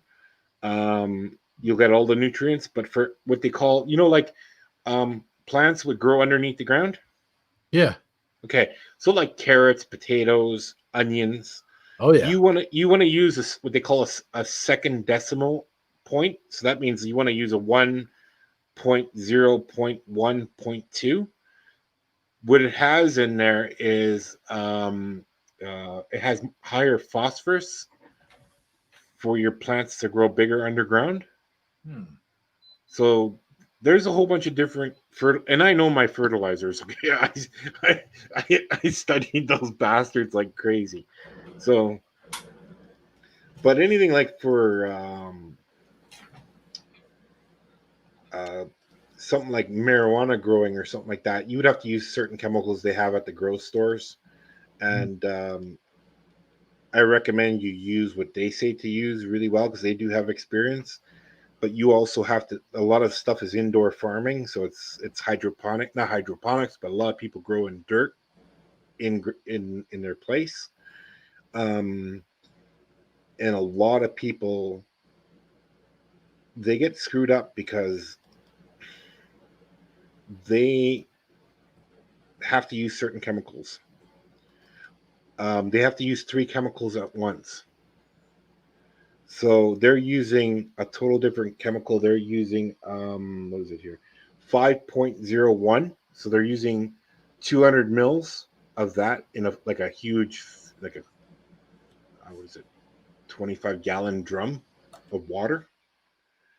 Then they're using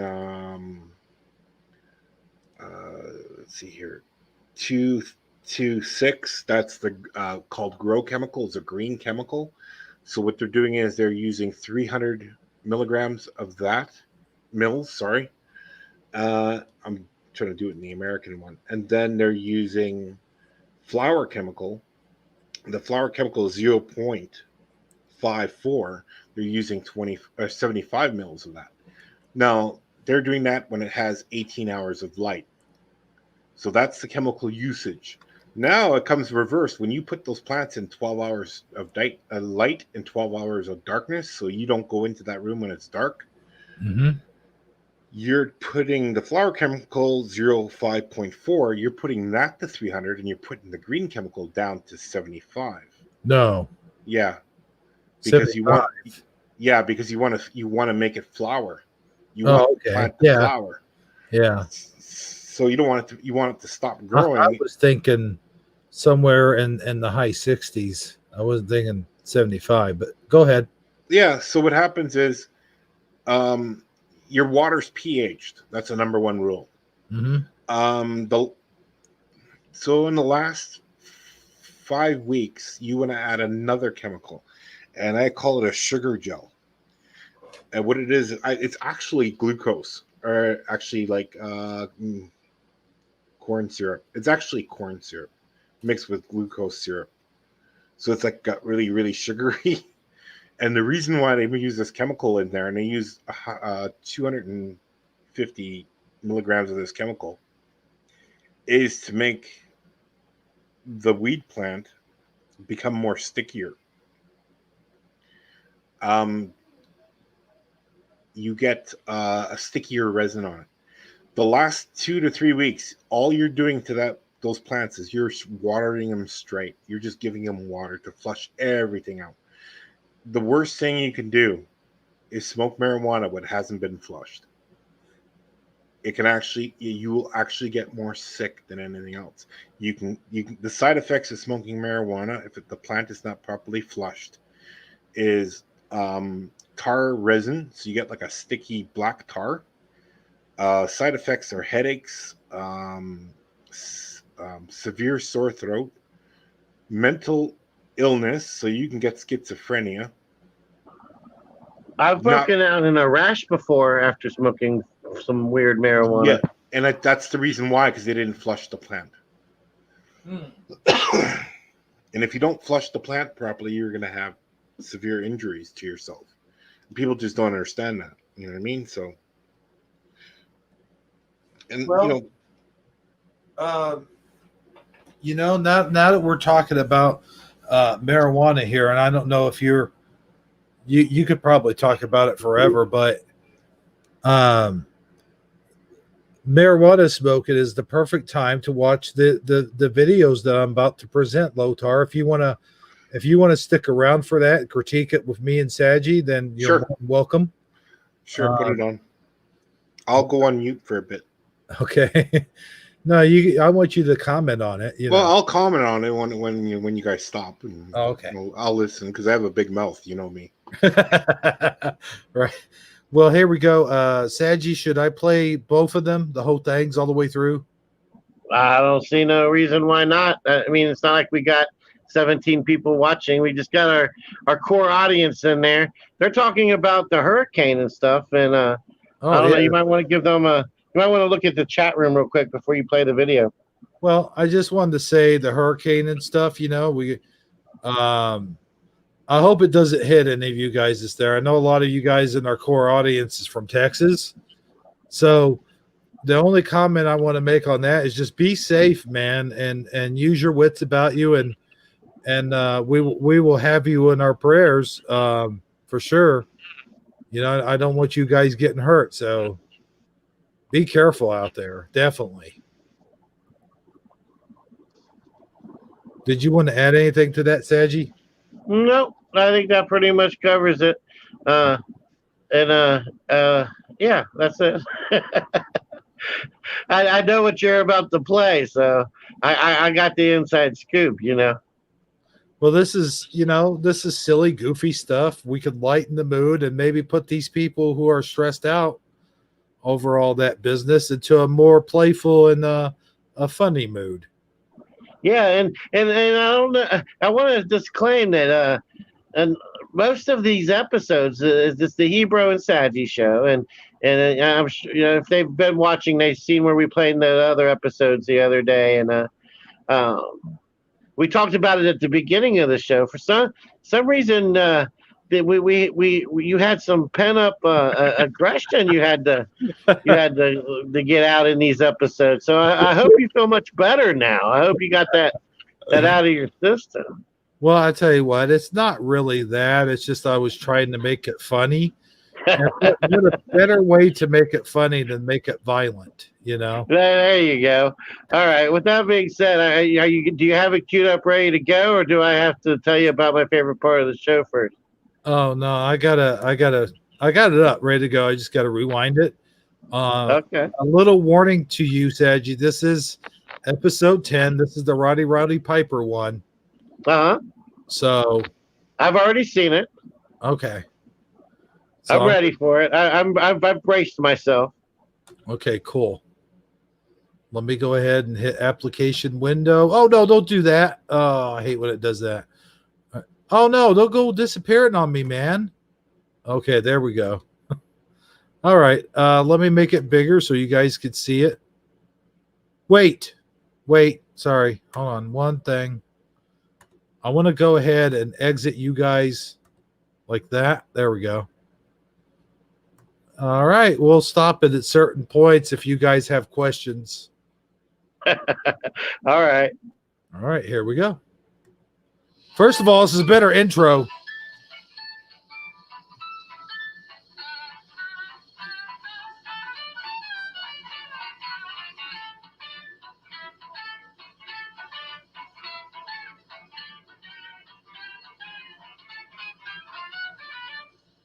I don't know who would kick whose butt in that situation.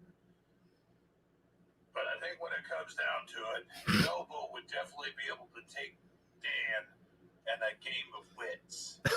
Especially when it comes to physiological. Hey, I know what you're trying to say, Armor. I was hoping you would see that you would capiche to what I'm saying. It doesn't sound as funny coming from you. Well, excuse me, brother. I'll go get me another cup of coffee. You want one? No, I'm just, I'm kind of worried about Sagi. Why? He's going to be okay. Yeah, but what if we never get to go home? I mean, what if I stay Hebrew in this form forever and ever? Oh, don't worry about it, man. I'll be right back. No problem. What's going on, Hebrew? Sagi, what are you doing with that shirt on? Oh, I'm just, I'm getting ready to go do my interview with that flailing arms guy. What flailing arms guy? What interview? What are you talking about? I got a talk show, Hebrew, remember? Like, oh yeah, wait, you wasn't there. It was the evil Hebrew. No, it was the real Hebrew at that time. Remember, I got this little red speck on my left pectoral muscle that gives it away. Oh, yeah, that's right. I almost forgot. I just wanted to point out, for those of you that don't know, that was carrying over from a previous episode, what he's talking about Sagi having a talk show. All right. I don't know, man. I'm going to sit down and just kind of think over my thoughts, and what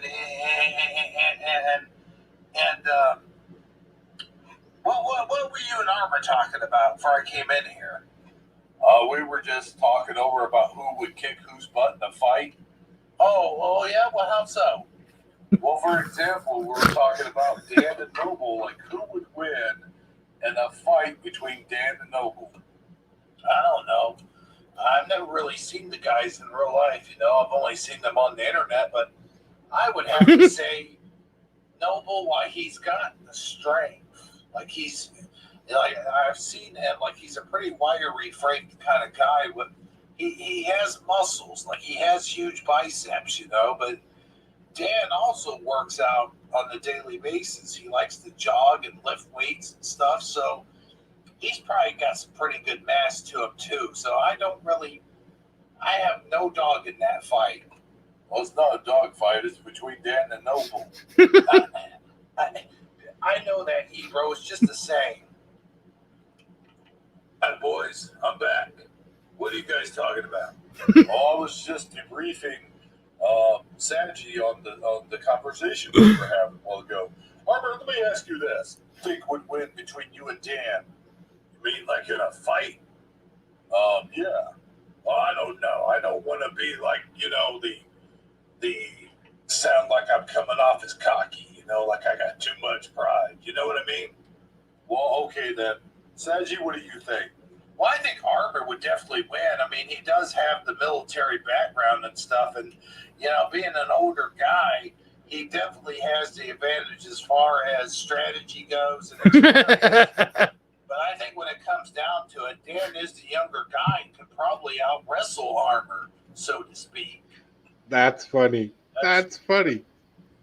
Huh? Pause the video. Pause the video. Pause the video. What's up? You need to get Dan, a doll for Dan, hugging a tree. And talk about his mocha chocolate lattes.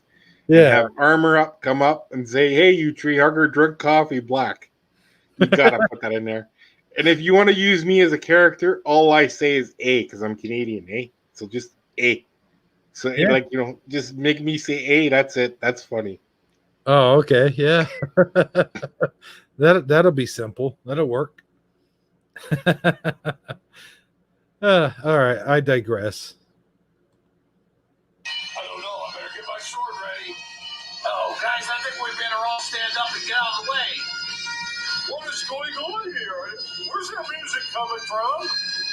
It's coming from the deepest depths of Scotland, sounds like.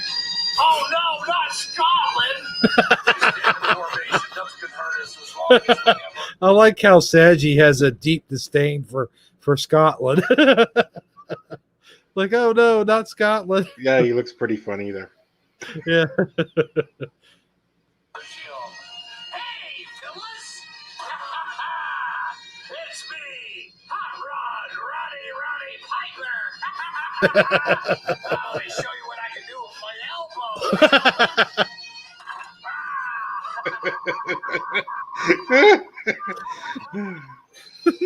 Guys are pathetic. You're talking about who can fight who can beat who in a fight. Well, let me tell you something.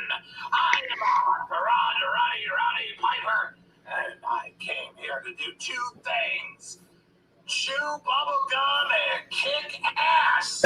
Now, let me tell you something, gentlemen. I am all out of bubble gum. So guess what? You know what would have been largely inappropriate is if I had Piper say his lines backwards, say, "I'm all out of ass." So I'm Actually, you can throw him in the scene of the tree hugger. oh yeah. There you go. What are you hugging my tree for?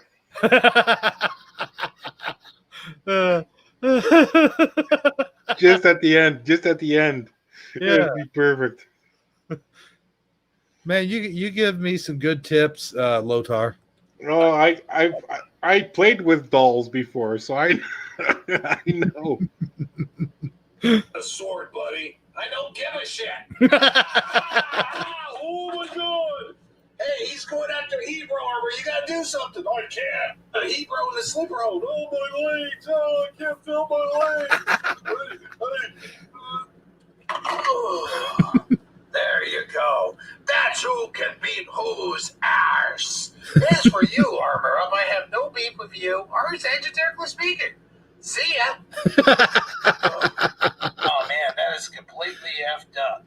Unfortunately, I have to go into my interview, so I can't watch Hebrew. Well, I can't watch Hebrew.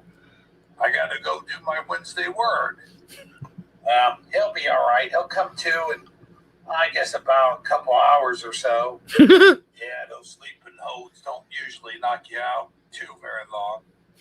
All right, Armor, I'll see you later. Said he, well, I better go work on my Wednesday word. Peace out, y'all. Sorry, bro. Could you imagine if Armor Up actually talked like that and said, "Peace out, y'all"? Well, you got Armor Up down to how he almost looks like, okay? So you got him, like, pretty good. So I don't know what kind of dolls you have for me or Scarab. Actually, you know what? You could put a towel around, like, top of the doll's head for Scarab. Like a do-rag, because he always wears that do-rag thing. Right. with Man, a mask on for the COVID and pushing a shopping cart, and then you oh, have a little Sagi, shopping cart. Sagi was out. I didn't know Sagi was out. Sagi, how you doing? All right, all right. Yeah, I accidentally clicked the wrong button and fell out right when you started the video. I was trying to tell you that turn the volume up a little bit, but yeah. So I'm back. So here I am. I think it was up as far as it would go. Oh, okay. What are your thoughts, Sagi? Oh no, I just think it's hilarious. I mean, you nailed it, man. What episode was that? 10, episode 10. Okay. And then next one, these two he just put out late last night, early in the wee hours of the morning, and I was starting to watch that. and now we're on 11, which I think is the most recent episode, if I'm not mistaken. Yeah. Yeah. Okay. Armor. Hold on. Sorry about that. Real quick though, I gotta say, there is a surprise in this episode coming up, which you'll see at the very end. But you mentioned about Dan, but see, I actually I already have one for him that I used in my Mandela family videos. Oh, okay. Yeah. So, But you can, like I said, you can always put like a napkin around his head or something like that, like a do-rag. And see, the thing is, you can actually take people's voices off the show. Like you can actually take his voice off of his own show. yeah. And record it through Flortana, and you can actually like puzzle things together. So when he's hugging trees and having coffee, you can actually use his real voice. Oh yeah, but I mean, It's a lot of work. I know that, and I like trying to do my own voices though. Yeah, you like doing your own voices. Like me, you could just go and like hey. Yeah. Hey, Sagi, let us know if you drop out again, okay, bud? Well, I dropped you a note in private chat. That's all I can really do. Oh, okay. Well, Lothar, if you see his note, let me know. I don't expect to drop out again. It was a fluke thing. All right. Well, let's watch this final episode. And here we go.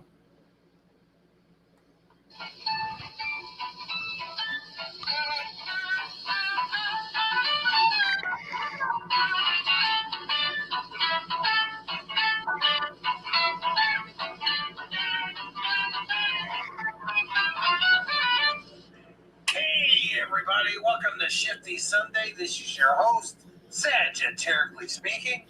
And on tonight's program, my very special guest, Flailing Arms Man. Flailing Arms Man, come on out here. Yeah, no fanfare, no song, no nothing.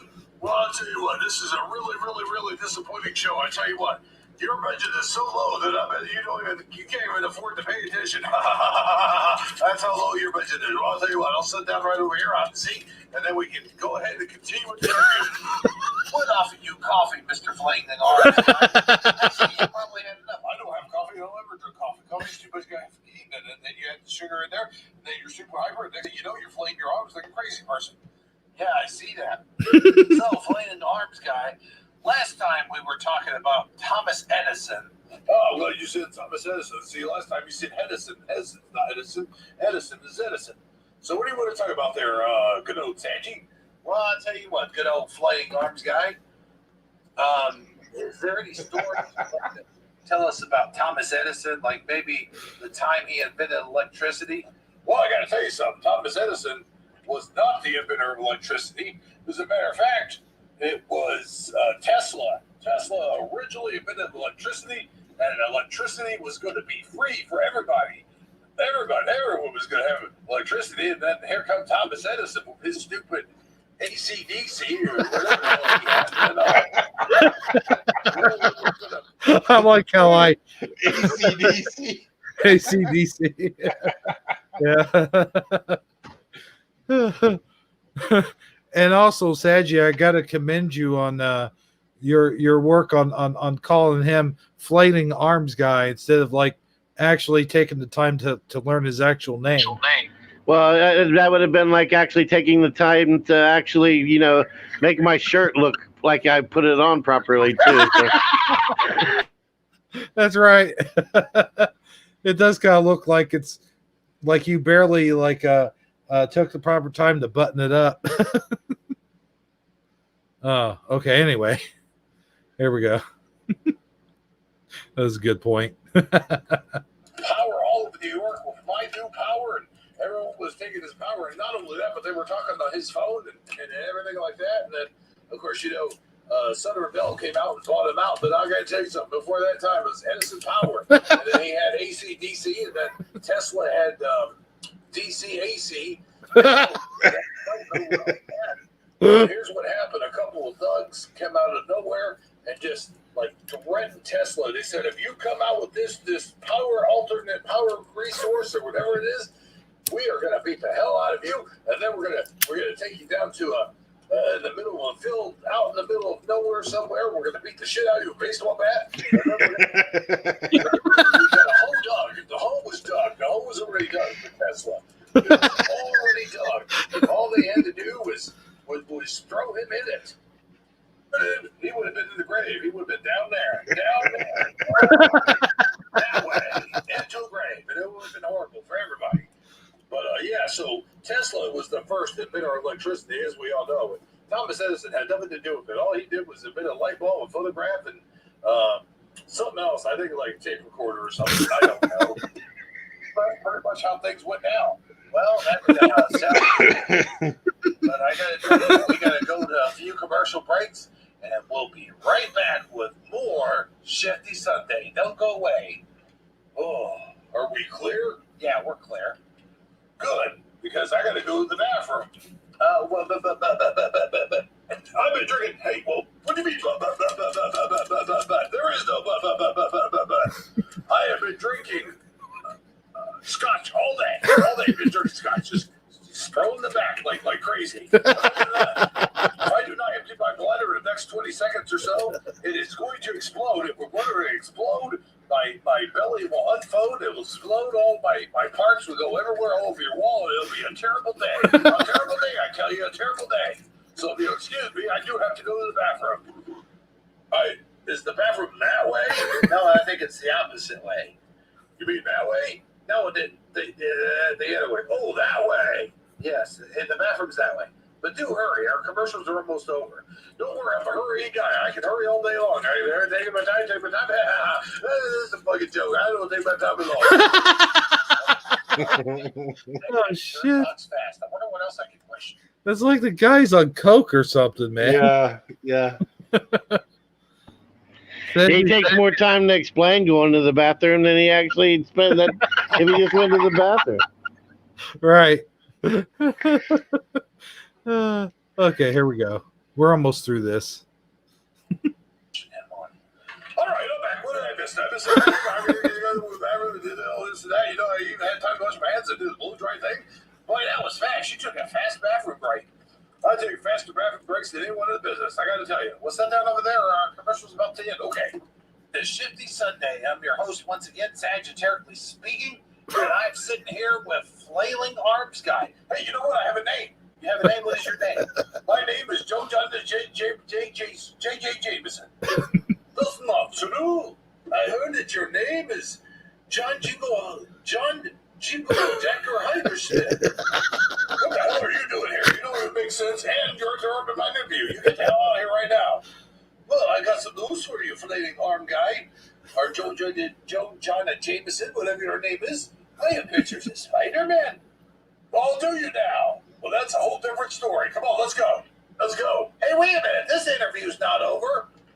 It is. As soon as I say it is, it is over, young man. Let me tell you something. When the interview is over, it is over. When a guy comes by and he says he's got photographs of Spider-Man, you better believe I'm going to go right down there because I work for the Daily Beagle. In fact, all of the Daily Beagle. In fact, I better get the hell out of here. Goodbye, young man. Oh, my God. This Shifty Sunday thing's just not working out. I quit. You quit yet? Huh? Who the hell are you? I'm a shark hunter. I I hunt sharks for a living, lad. That's what I do. Now you come with me and we're going to hunt the biggest shark that you've ever seen. First of all, I'm in the middle of doing a show. Second of all, I don't hunt sharks. Yes, you do. You're going to hunt this shark because your life depends on it, lad.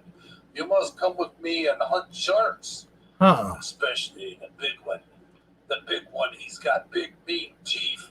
And boy, is he bad. I don't like sharks. They scare the shit out of me. What if I told you in a different universe? It wasn't you that does the Shifty Sunday show, but Hebrew. How's that even possible? I mean, I've been doing the Shifty Sunday show for over 2 years now. Interesting, lad. Well, you must come with me. I don't want to. Too bad. Take this. Huh? Where am I going? Wait. What do you mean take this? What's going on here?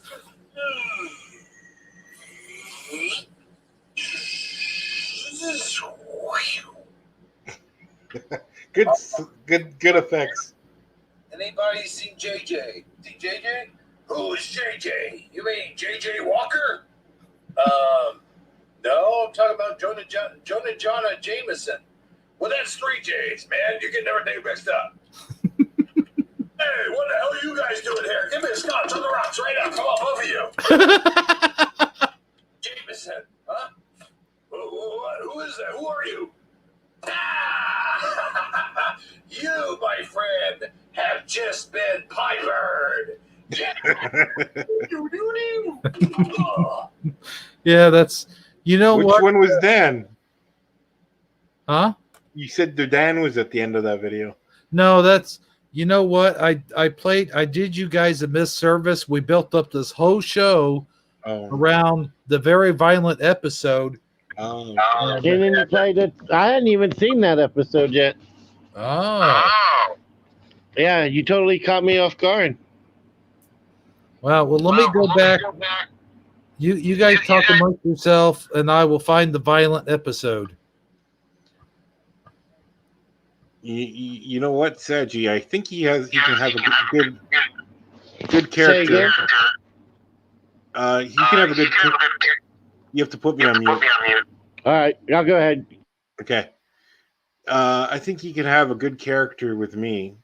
He can use one of his daughter's Barbies and call me transsexual Lothar. That one would be a funny one. He's actually got female characters like that. Yeah, he but uses. he can make crazy ones too, right? Oh yeah, I'm sure he can. And it might work, That's how I pee.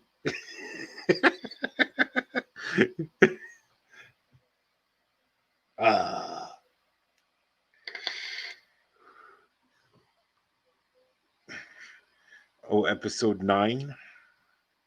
And he's looking for... He's got a lot of dolls, like a lot of different types. I didn't think he had... Oh, he's got a very extensive action figure collection. It's how you got hundreds of them, don't you, Hebrew?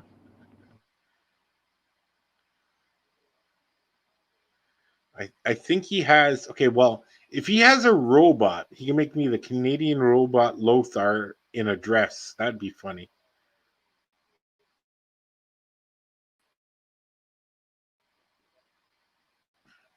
That one might work too. Just an idea floating out, floating around.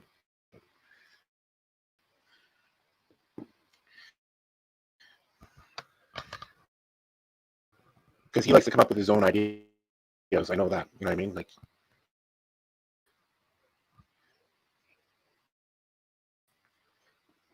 I think I seen episode 9. Yeah, I can't remember if it's episode 9 or episode 10. I think it's. Said you have to mute up for a second. There you go. I think it's this one, guys, but I think it might be episode 9, Lothar. Oh. But I'm going to Which one is this? Which one is this? This is episode 9. You said you seen this, Lothar? Yeah, I think I did. Well, let's play a little bit of it and let me know if you did. Hello, everybody. Welcome to the Sagi Show. This is Taco Tuesday with Sagi. And today's guest is a man who loves to wave his arms about the circular motion.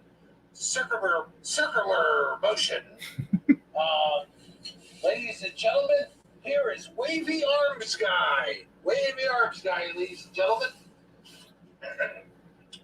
Where's Wavy Arms Guy at? Captain. What the heck am I supposed to know? You're my producer. You're supposed to know these things. Producer? The only thing I do is pick out all the green M&Ms. That's what I look like? Jeez, what a dorky burger. Well, Can you pause that for a second? He's going to be... Huh? Okay, what's with the green M&Ms? I don't get it. Oh, yeah, that's what we all. Go ahead, Sagi. Oh yeah, I was just gonna say it's a running joke we have for when we have people backstage in the green room. We always make a comment of don't leave them in there too long or they'll eat all the green M&Ms. Oh, okay. Okay, I understand now. Okay. Slightly late. Why don't I tell you guys a joke? All right. Once upon a time, there was this guy. He was a scientist, right? So he's a scientist, and he gets his computer. All right. So he gets his computer, and then he realizes the computer's cussing at him in German. So he says to the computer, "Computer, why are you cussing at me in German?" And then the computer says, "So the tough, not the tough." Right? So the guy says, "Well, what does that even mean? What is so the tough, not the tough?" But the computer's not having anything about it. He don't want to hear nothing about it. It's just, he's going about his own business because, he's a computer, as computers often do. And the computer says to the guy, "What the hell are you talking about computers for? I'm supposed to be your guest. Aren't you going to treat me with hospitalities? Hospitalities? I don't think that's a word, sir. It's absolutely a word. You're supposed to be here 5 minutes ago. How come you're so late?" "I was backstage eating all the green M&Ms. That's why. If you had blue M&Ms, I would have ate them too." Well, ladies and gentlemen, this is a rough way to start the show. But, sir, if you'd please have a seat, and I will interview you. Okay. I should have showed this first. We're supposed to be 10 minutes long. What else with the continuation? I have no idea. But sir, let me just let me go on record by saying that you are an awesome dude, and you come on the show. I'm glad to have you on the show, but there's so many unknown facts about you. Well, go ahead, come on, tell me. I ain't got all day. Oh my God, man! Why don't you let me get to the questions already? Well, I gotta tell you, what are your questions? All right. Now it says here that you're well versed on a lot of stuff. One of the things you talk about in your book, which I don't seem to have anywhere here on my desk, but one of the things you go on about your book is that you happen to know the guy who knew the guy who was the second cousins of Thomas Edison. That's Thomas Edison, young man. I did say Edison. You said Edison. Well, anyway, I digress. So, can you tell us exactly what it was about Thomas Edison? I mean, there's so many questions that can be asked about Thomas Edison. But I mean, he's such an historical figure. He does things. Hey, what the hell's going on here? Hey, bro, you can't just come on my show and interrupt the show. Yes, I can, and yes, I will. Hey, bro, why have you become so evil? Ah! What the hell's the matter with you, son? You can't just... What the hell's the matter with you, son? You can't just come in here and interrupt my interview. Well, I'll pop you in the head and call you a field mouse. You pop me in the head and call me a field mouse, I'll throw you into the atmosphere. You mean the stratosphere? That's what I said. You said atmosphere. Now, either say it right or pay the price. Let's buy you. What was that? I just talked to you It's something you Romulan, sir. You have a good day. Hey, Hebrew. That's it, Hebrew. That was the straw that broke the monkey's back. You are going to get your butt handed to you so fast that your mother will feel it. Oh, yeah? Bring it on. I most certainly will. Take this, buddy. Oh, God, that hurt. Yes. It wasn't meant to feel good. And take this, too. And this. And this. And this. And this. And this. And also one of these. Oh, God. Stands all I can stand, and I can't stand them for. You take that. You think you're better than me? You think that you're a smarter guy? Ugh. You think that you're better and more criminally better than me? Well, you're nothing, Sagi. You hear me? You are nothing. You're killing Sagi there, eh? Yeah, I'm beating the hell out of him, to be honest with you. But he does just continue watching it. It does get better.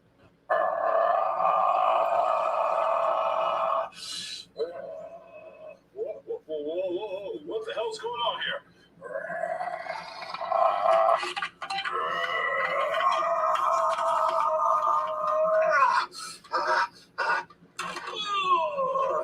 Take that, Hebrew, and take this, and that, and power driver time.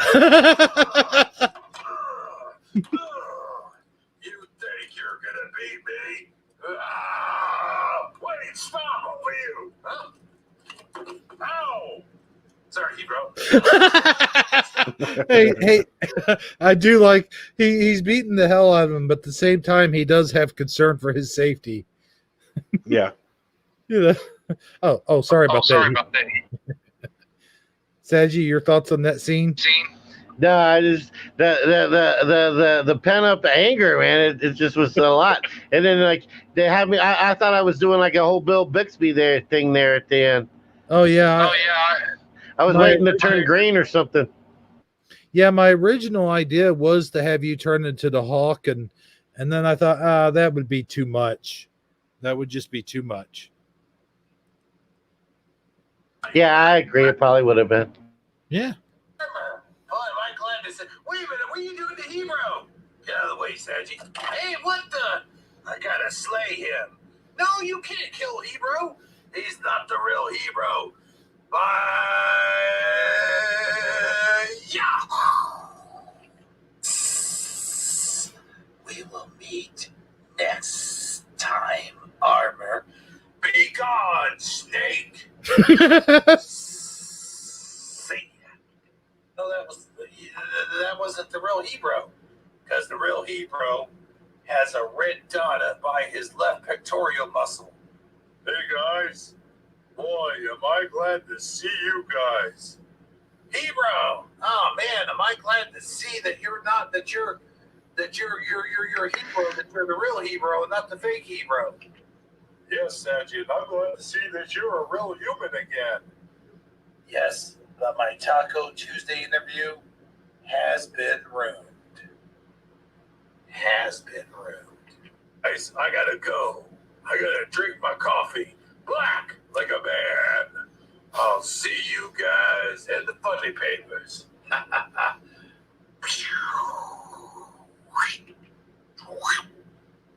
Well, what are we gonna do now, Hebrew?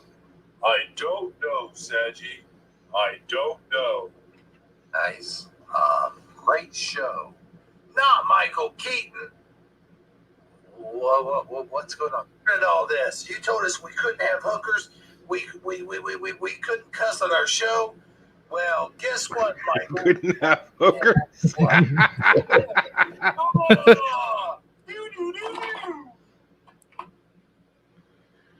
Now That wait, was a good one.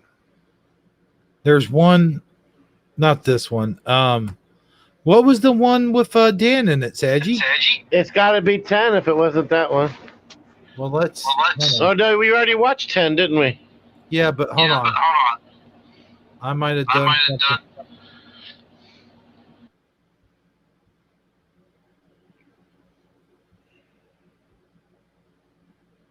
Okay, Hebrew's laying there.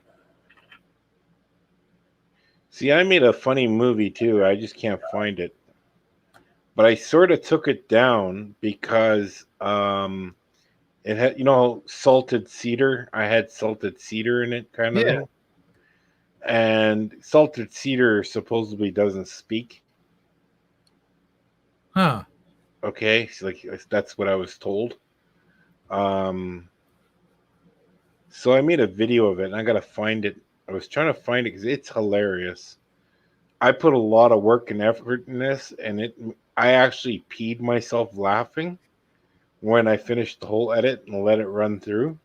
And other people laughed about it too because I sort of made fun of Dan, I and stuff like that. And I for some reason I can't find that video anymore. You I don't know if I totally destroyed it, but you kind of did what I did with the whole Mandela family videos almost. yeah. And like I guess I went too far with some of the people. I like to go real crazy with my videos. You know what I mean? Yeah. And I don't know if if I offended people, or you know what I mean. I didn't. Oh, It didn't really. I probably offended a lot of people. yeah. Sometimes you gotta know where that line is and then cross over it. Well, that's what I Yeah. do with. That's what Yeah. I see. I'm pretty blunt, okay. And I used to do stand up comedy, right? Yeah. When I was younger, and the, my stand up comedy routine. You might find this a little crazy. I had about 6 weeks going on every night for Mm. about 6 weeks. And I was getting really good at my comedy routine because I had a complete routine and it was really, really well. But my sister showed up with her friend, her girlfriend, and my sister was hammered. Oh. I got so furious, but because you have to understand this, I'm pretty much not last up. I'm like fifth up, and there's another person after me. She was heckling all the comedians, and they're getting like really pissed off, like Oh really, really wow. like. And she heckled me.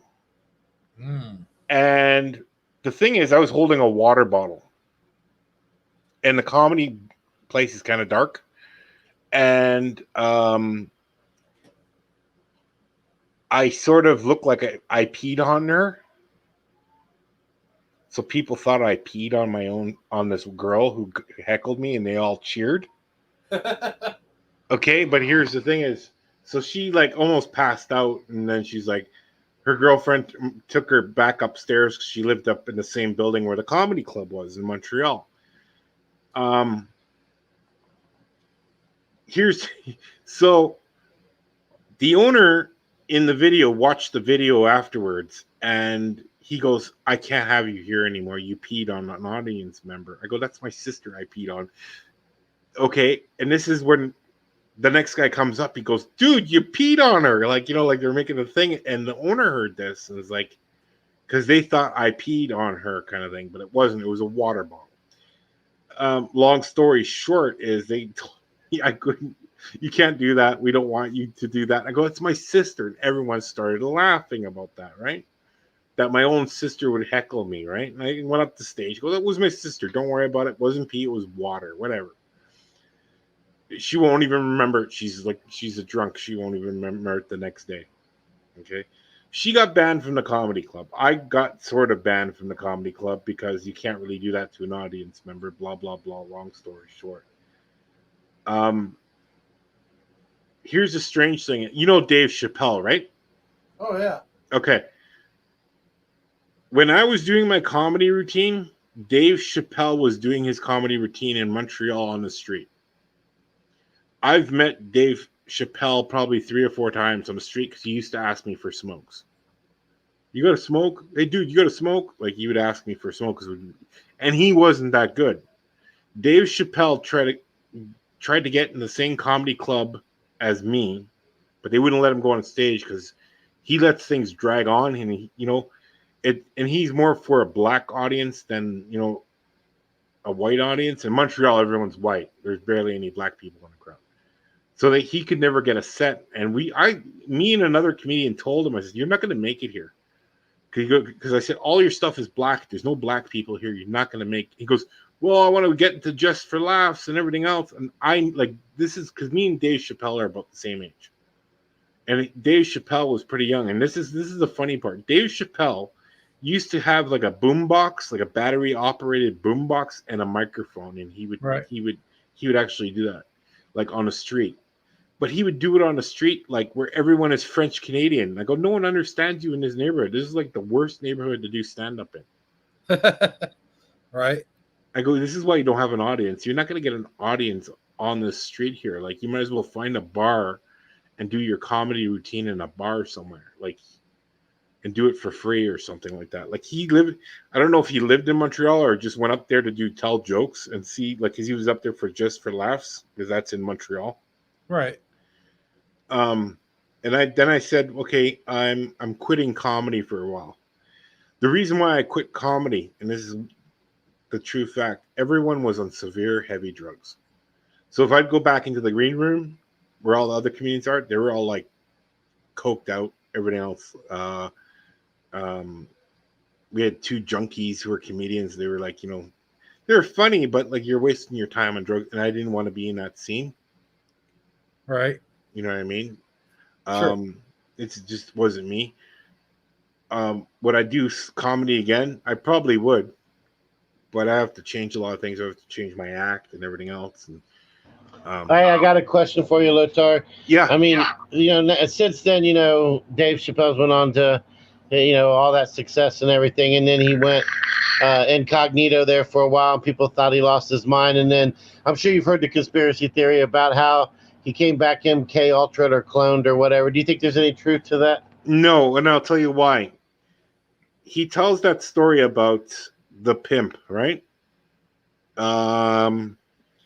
If you look up the story, it's about a pimp with his hooker to make her, screw her. Like, a prostitute's good for 500 times of having sex, and then after that, she's no good anymore. You know what I mean? Like, they break down. So if they can commit, like, if he does a scene, what I believe, and I believe the truth, because he would sell his soul to even get on stage. That's the type of person he is. Okay. He was only famous because of the Dave Chappelle show. Before, as a comedian, he sucked as a comedian. Like, he's not a very good comedian. He's a good storyteller, but he's not a good comedian. And we told him that, going, "You're next," because we went with lunch with him. Probably 96, 95, and we told him. I said, "Look, you're a good storyteller. We listen to your stories. Like, we listen to them. They're not funny for this audience." And he got the drift. So I said, if it was a black only audience, it'd be different because people can relate. It's just like, I guarantee what they got him involved in, why he ran to Africa and why he left Africa, because I think he did sacrifice someone, a kid or something else, because he mentions that in the story about the pimp and the pimp book. You can look it up. It's on YouTube. Listen to the story. And now you understand why he ran off to Africa. But he doesn't tell the story like, I killed somebody. They said, well, it's like, oh, the kid was fake, but the kid wasn't fake. You know what I mean? So I believe there is Hollywood's a dark place. And trust me, it's like, I've been to LA and I went to go see, Pauly Shore and his mom in the comedy club, and they wouldn't let us in. Like, you know what I mean? That's a dark place. They're dark people. You don't get to these places unless you're dark. Right. And you do stuff for them. They're not like that. Like, I remember like people going, you should be on stage for Just for Laughs. And I said, no, I'm not ready yet. No. And they're like, here's some cocaine and like blah blah, let's go party. I never went to parties, never did anything like that. You know what I mean? Because someone told me, really good actor who came there, keep your nose clean. Don't trust anybody.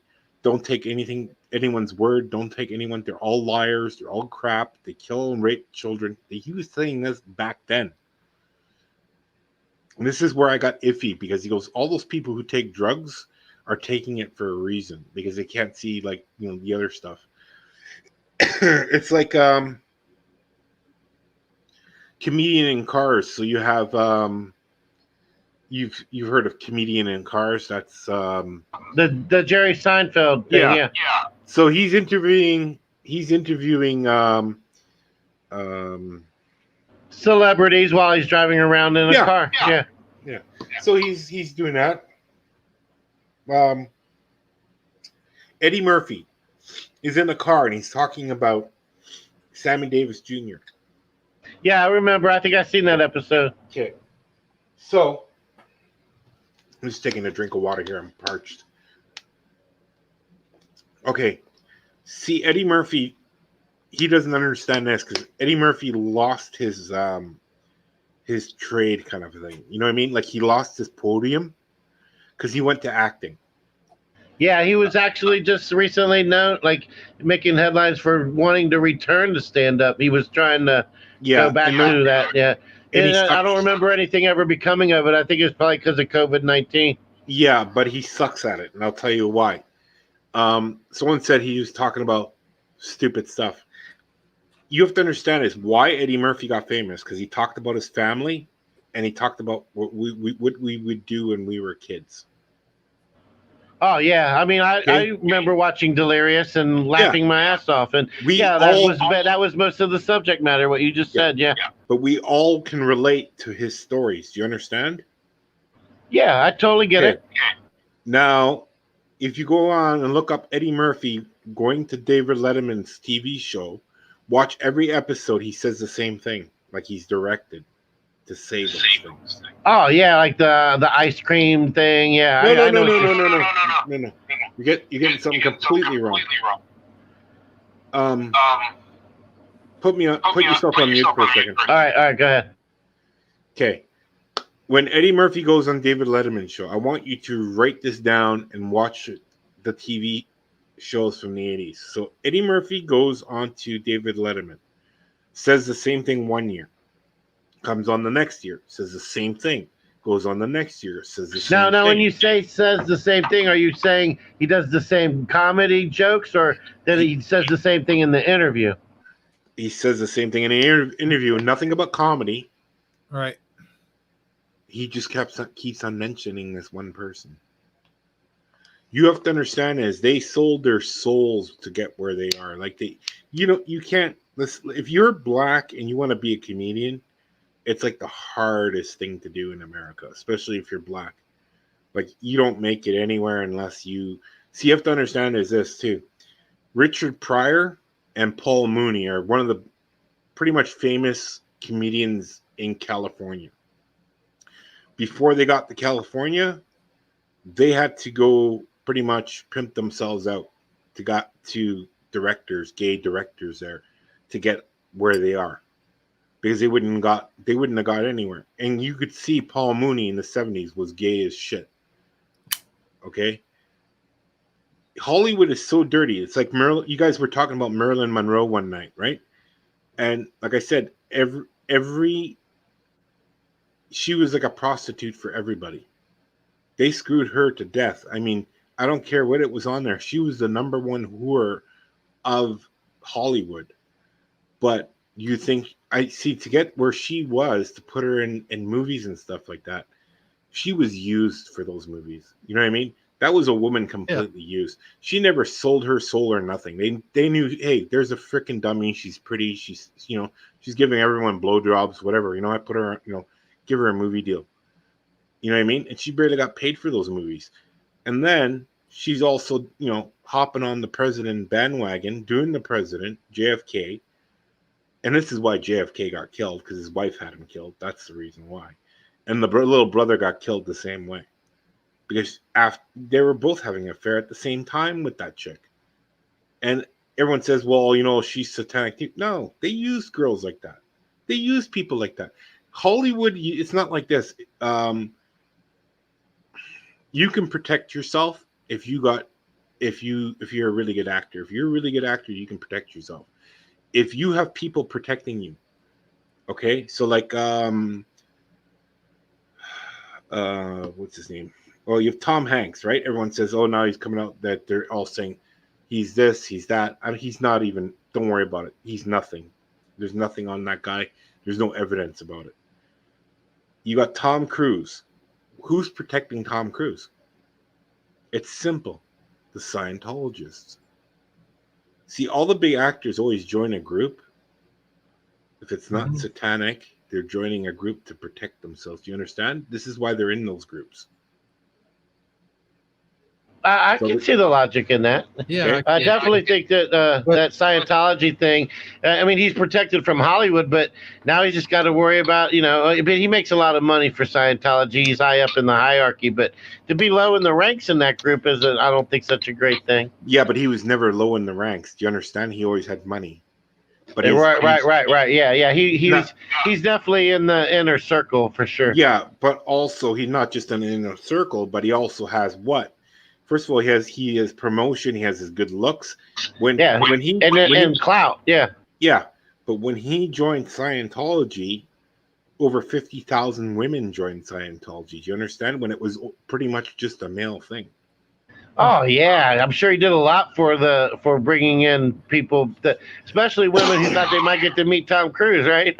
Yeah, and I'm totally against that organization. You know what I mean? It's just like, okay, it's like in your neighborhood, okay, how many churches do you have? Like, say in a 10 mile by 10 mile square, you have a lot of different churches, right?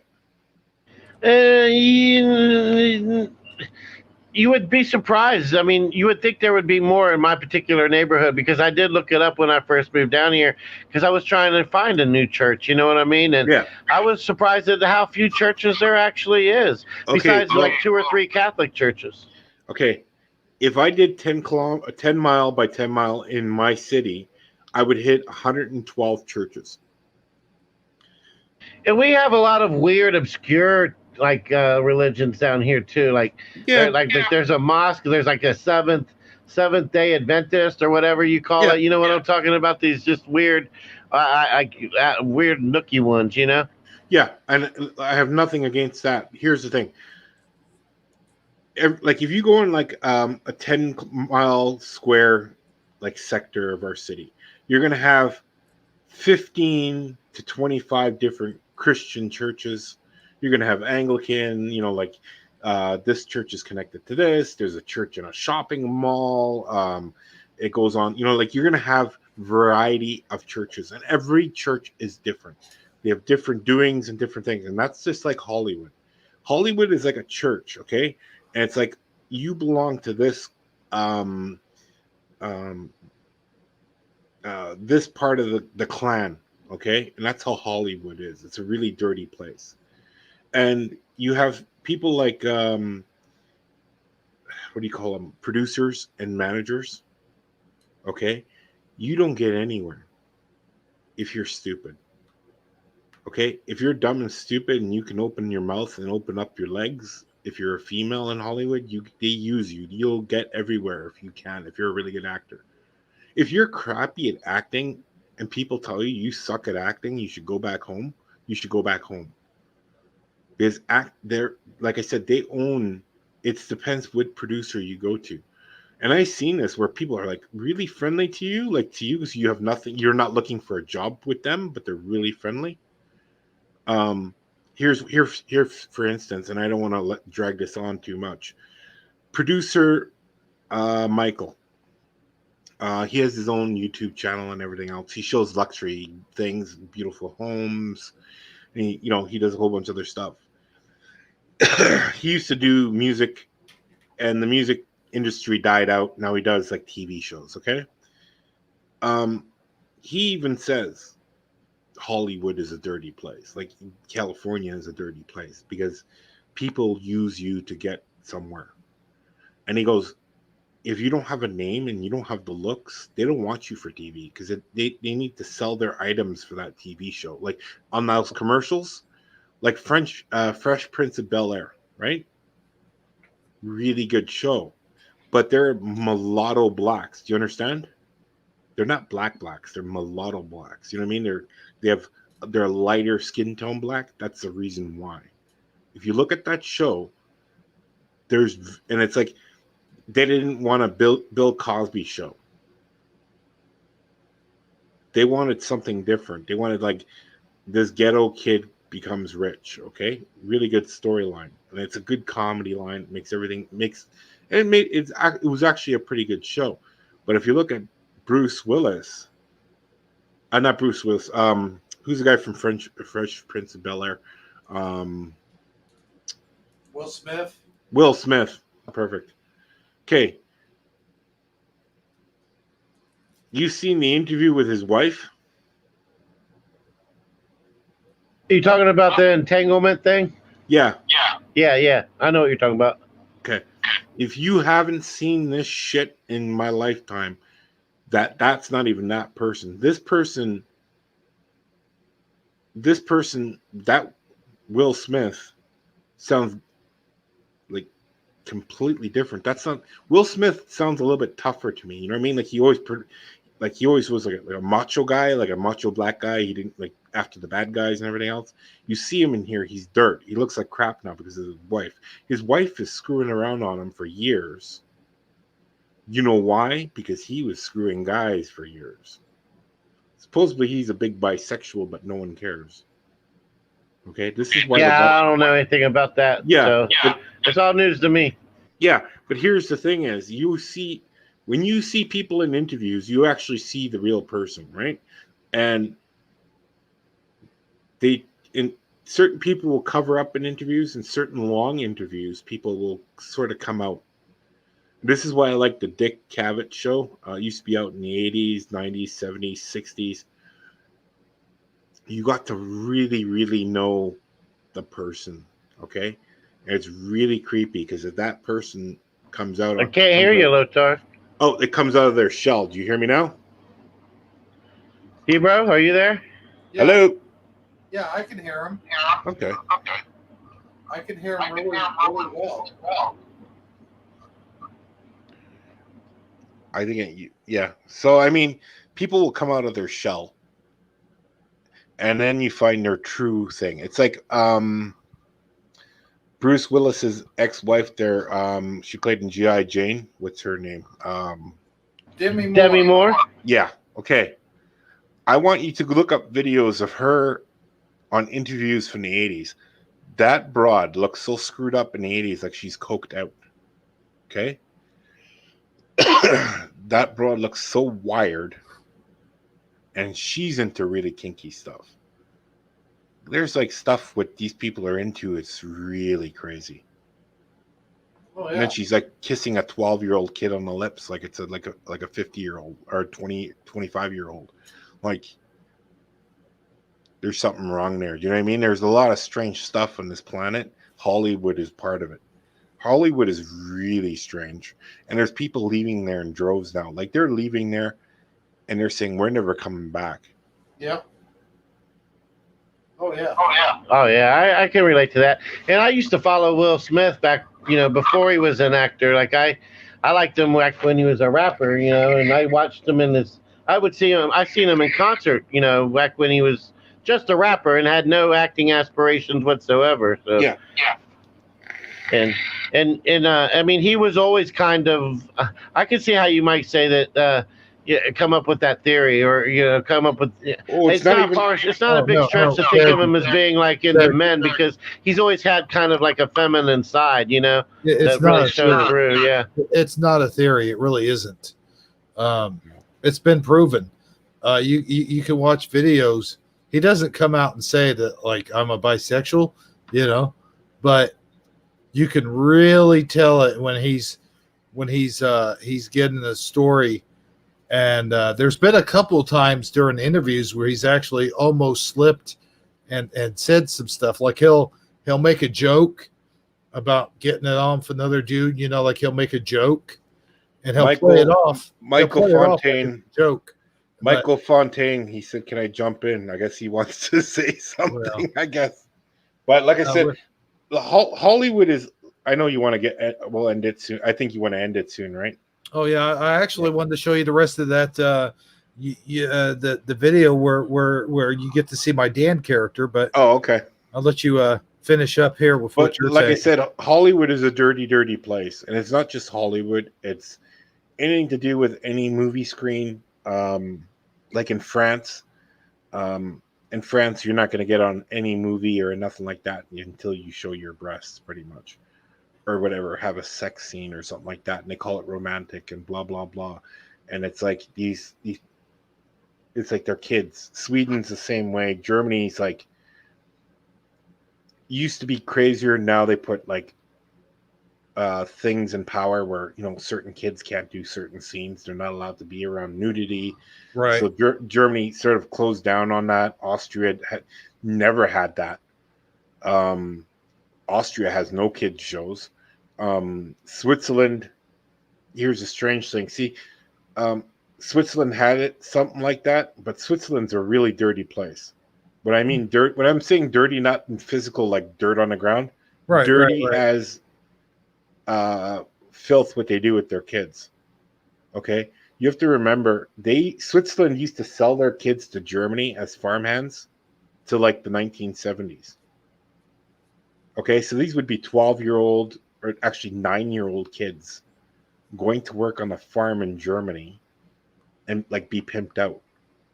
And this was going on for years, and Switzerland don't say nothing about it.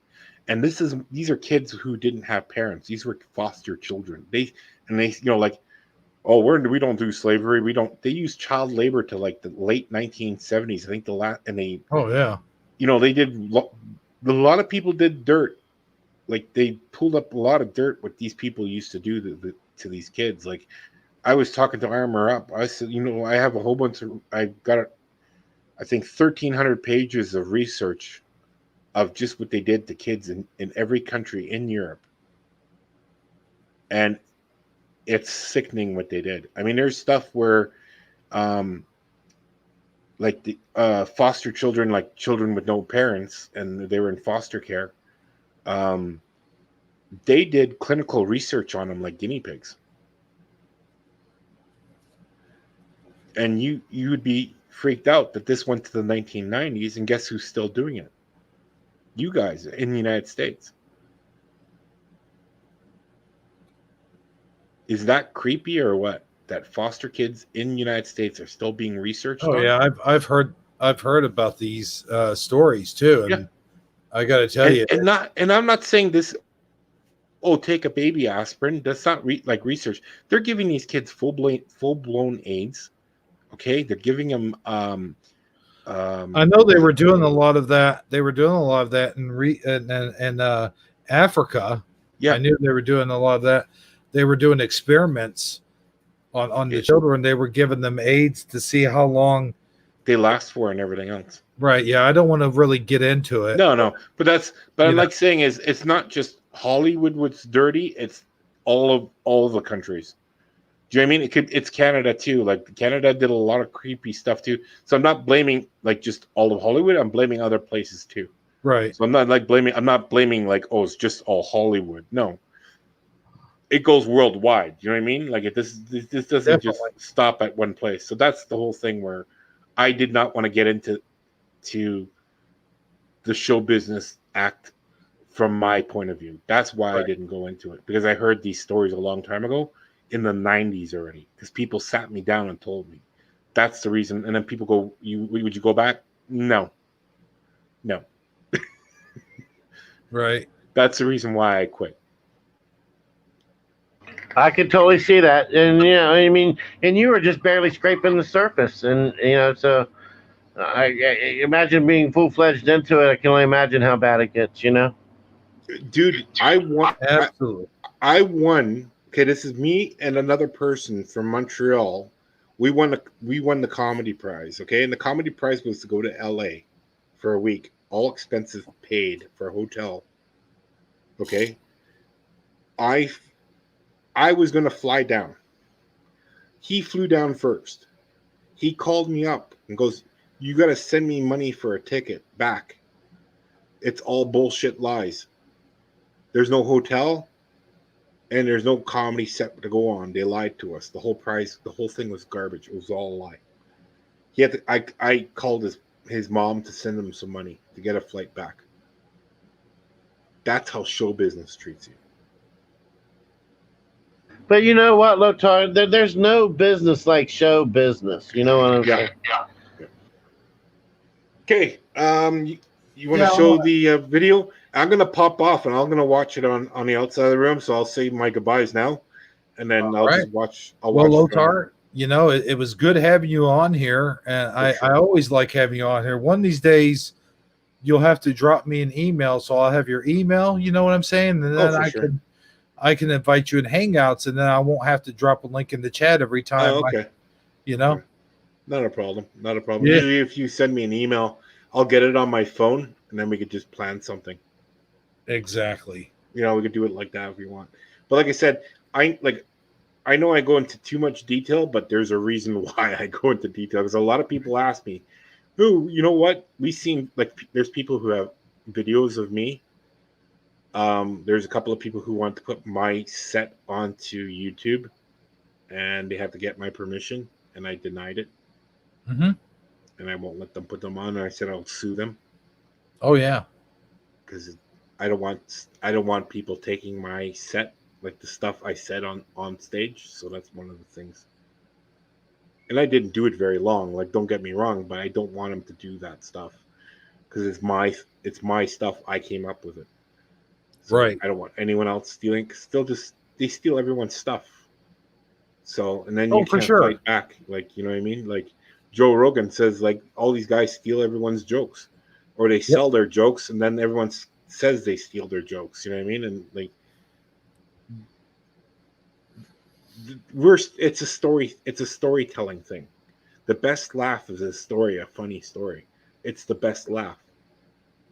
If you just say knock knock jokes, you're not going to get a laugh. If you tell funny jokes, of family and everything else, that's the biggest laugh you're going to get. It's that old time saying. It's funny because it's true. Yeah. You know? Yeah. Okay, guys, I'm going to let you guys go, and I'm going to watch from the chat room. All right. All right, dude. Take care, and we'll see you next time. Okay, bye. Bye. Woof.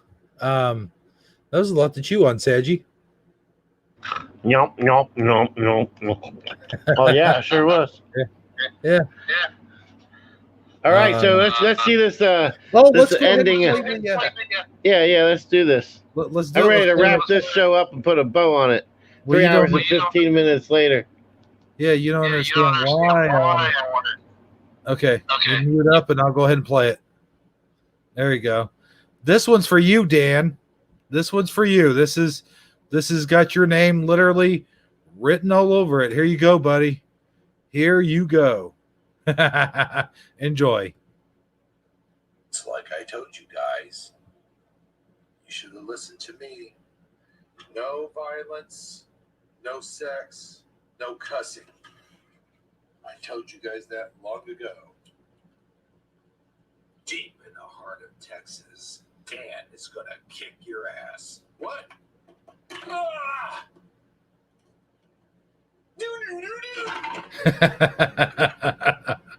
Yeah, it was really short, but you know what? It was that was worth it, I think. Yeah, and you trolled yourself. You see, you had that at the end. You forgot to let it play past it when you played it the first time. That's right. I did feel myself. But you know what? Let me give this room a final shout out. Real quick. All right, go for it. All right, we got Michael Fontaine. Michael Fontaine.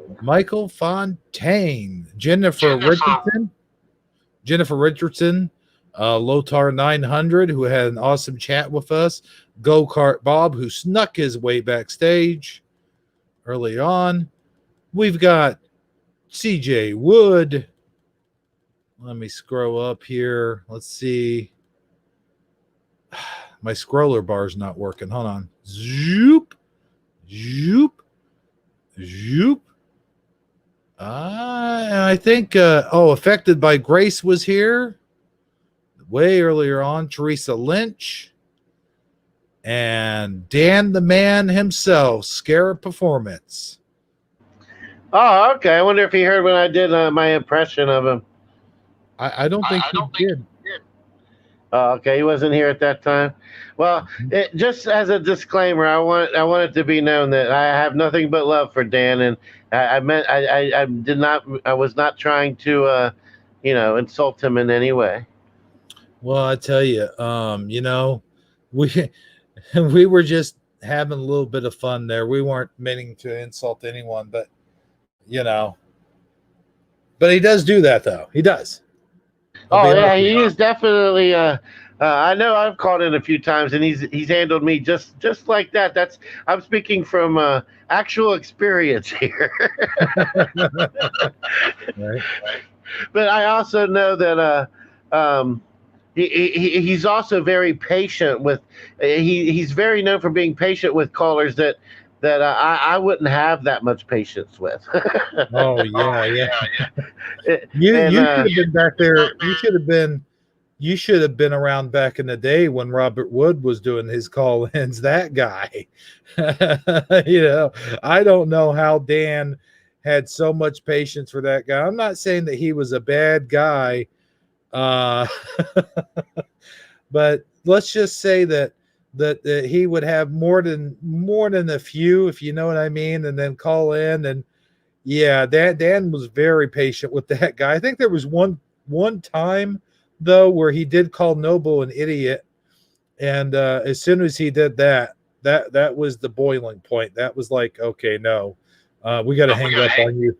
We got to hang up. Yeah, and he's also sometimes he's really good at bringing out the best of a caller. Like a caller will be getting sidetracked, or he helps keep them focused or on point, and he's actually really good at handling his calls. I've taken a lot of I've taken notes on how he handles calls. I mean, yeah, he does sometimes talk over his callers, and he always seems like he can get long winded, and you call in, you don't even have a hard time getting a word in edgewise from time to time. But yeah, overall, he really is great at what he does. I use Fizzy Pop for a shield. There you go. When he's trying to talk over me, I just step in there. I'm like, hey, you know what? And then Fizzy Pop will chime in. Dan, I think he was trying to tell you something. Yeah, I've heard you do that before. Yeah. No, but man, we're patting him on the back too much. Yeah, you're right. F Dan, forget that man. No. You don't want to. He might very well come on Taco Tuesday. Did I tell you that? He might. I'm not saying that. Yeah. Let's tease it. Next Taco Tuesday, we just might have Scarab Performance. So you'll have to wait and see. You have to wait and see. You never know. There could be something to happen between now and then. And by the way, in all sincerity, I'm being serious right now, is that I am praying that those hurricanes don't hit the part of Texas where he lives. Or I don't want them to hit Texas at all. Well, they're hitting Texas right now, my friend. Well, it's Laura or whatever it's called, and it's actually right now it's making right now is they're getting the worst of it, like at the coastline or whatever. Oh man, well that sucks. No, I don't want anybody. Let's just pray that nobody gets hurt and none of the places are totally destroyed and all that good stuff. Well, they had plenty of warning and people were told to evacuate. So it's really bottom line is those who, heeded the advice and got the heck out, they'll be just fine. Those who ignored the advice and said, I'll be able to tough it out. This hurricane ain't nothing. Those are the people you need to be praying for. Well, I'll tell you what, he said he already got blasted. Are you serious? Yeah, it's hitting like right now, like right as we speak. It's no. I know what you said. I'm saying Dan said he got blasted. I don't understand. He got hit with the hurricane. Oh yeah, he is. He got. Well, there was two of them. There was one that came through yesterday or day before. Remember? Oh yeah, that's right. Yeah. Oh, okay, good, good. I'm glad, man. He said it was just rain and stuff, nothing too bad. I am too far inland for hurricanes to affect me too much. I'll tell you a funny story about that. In Southern Illinois, a few years ago, I think it might have been about 10 years ago now, we had what is referred to in the news industry as, You like they like say in the field? like we say in the field, an inland hurricane. I had never heard of an inland. What inland hurricane? Yeah, an inland hurricane. It was the first that they. I don't think it was the first they ever heard of it, but it has. I'm calling Mandela effect on this. No, I'm straight up serious. I'm not saying it never happened, but I'm saying I never heard of it. I think this is like a Mandela effect. Like this is something new that wasn't in our alternate reality.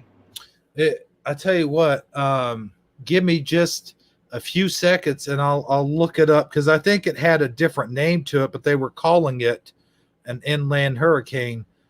And buddy, I tell you, it took out a lot of trees. It took out a lot of power lines. A lot of houses got damaged.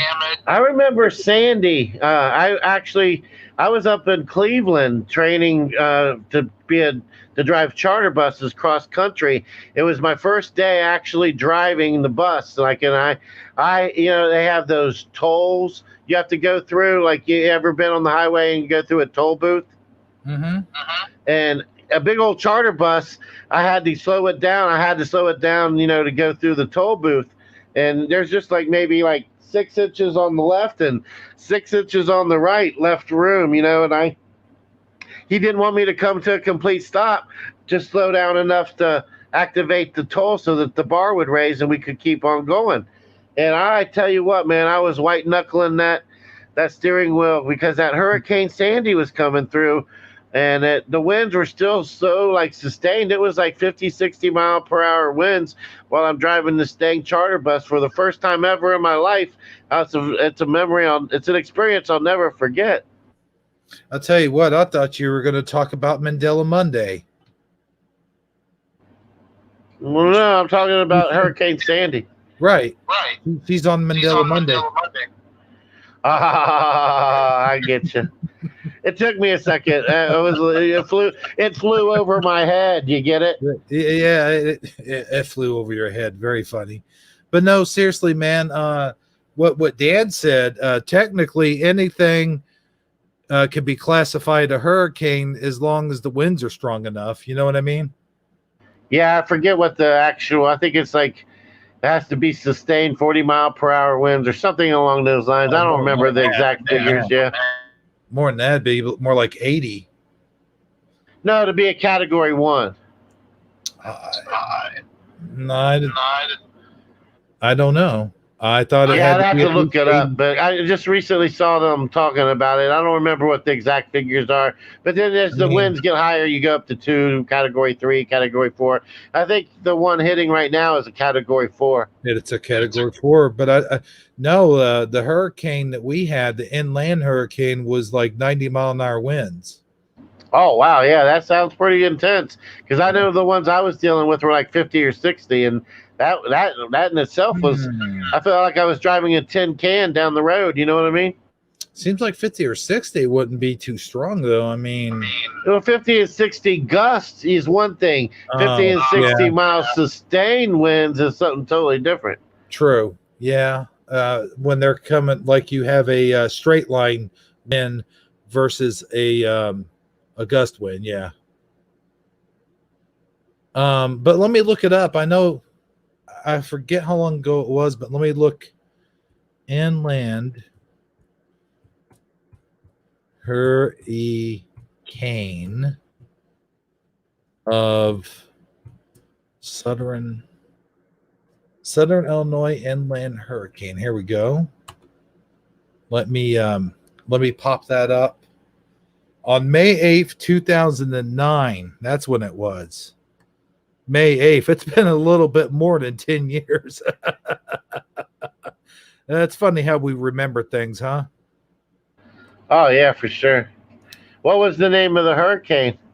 Well, hold on. I don't think they named it. It's like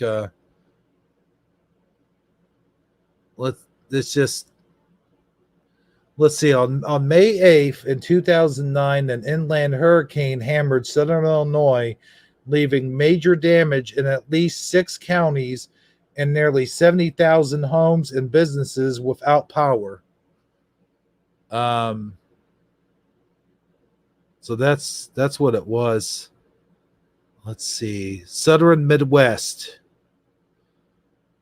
Okay, May 9th. Southern. We call it the May 9th storm around here. It actually hit southeastern Kansas, southern Missouri, southwestern Illinois. 39 tornadoes, including 2 of EF3 strength on the enhanced, what's that word? Fujita scale were reported in addition to a high non-tornadic winds associated with the Sagi, my mic's blocked off of yours. Well, I was trying to look at it with you, but I can't do both. I either have to mute up and not help you, or just mute up. Oh, okay. Well, you go ahead and read it. Can you see it? All right. Where did you end at? I put your cursor there. Okay, hang on. Right there. All right. The enhanced, I guess it's Fujita scale were reported in addition to high. Oh man, my glasses are foggy. High non-tornado winds associated with is that Derico? Yeah, Hurricane. Derico hurricane. A new class of storm, the Super Derico. See what I'm saying? They act like it's a new class, like it just developed. You know, like do these guys know about the Mandela effect? Yeah, you know Maybe what? it's a new reality thing. You know what I'm saying? I'm just saying. Mhm. Has been used to describe the event after analysis in 2010 embedded supercells produced hail up to baseball size in southern Missouri, a rare event in a Derico, a wind gust of 106 miles per hour. Mhm. Wow. Yeah, that's definitely a storm to remember. I really do think it's possible that these things never existed in the other reality, my friend. I'm not the one who's always quick to call things Mandela effects, but I think this might be. This is dangerously close to sounding like one to me. Yeah, I mean, southern Illinois, southern Missouri, they're not known for hurricanes. I mean, they get tornadoes. You know what I mean? They just said it's a new. Well, I forget the exact words, but it's something that never happened before. Yeah. Yeah. I think around here where I was, our winds didn't reach that high, but they had to be around 90, I would say at least. Yeah, that sounds like some intense storms. So you got an idea what it's like to live through a hurricane without the flooding waters. Did you get floods? Some areas did, but mostly we just, like I said, we lost trees and power and houses and like rooftops and swimming pools went down, fences went down. I mean, now imagine all of that and getting the ocean like storm surge coming in, 20-foot waves on top of that. I wouldn't want that, sir. I wouldn't want to live like that for anything in the world. And you guys in Florida, did Florida get hit? No, it actually early on. The early models had it coming right toward me, but as they kept updating the model, it was going out further into the Gulf. So the closest it got to me was like about 350, 400 miles. Oh wow! Here, let me show you Dan's comment. That's funny. Look at this guy. Hurricane. He's been calling everything racist here lately. Did you know that? Yeah, I remember. It seems like in the '90s, I remember them having like a couple Spanish named ones, but he does have a point there. How come there's never Hurricane Shanika or Latoya? Yeah, I can see what he's saying there. Oh, I can smell what the Rock is cooking. I don't know what's he cooking.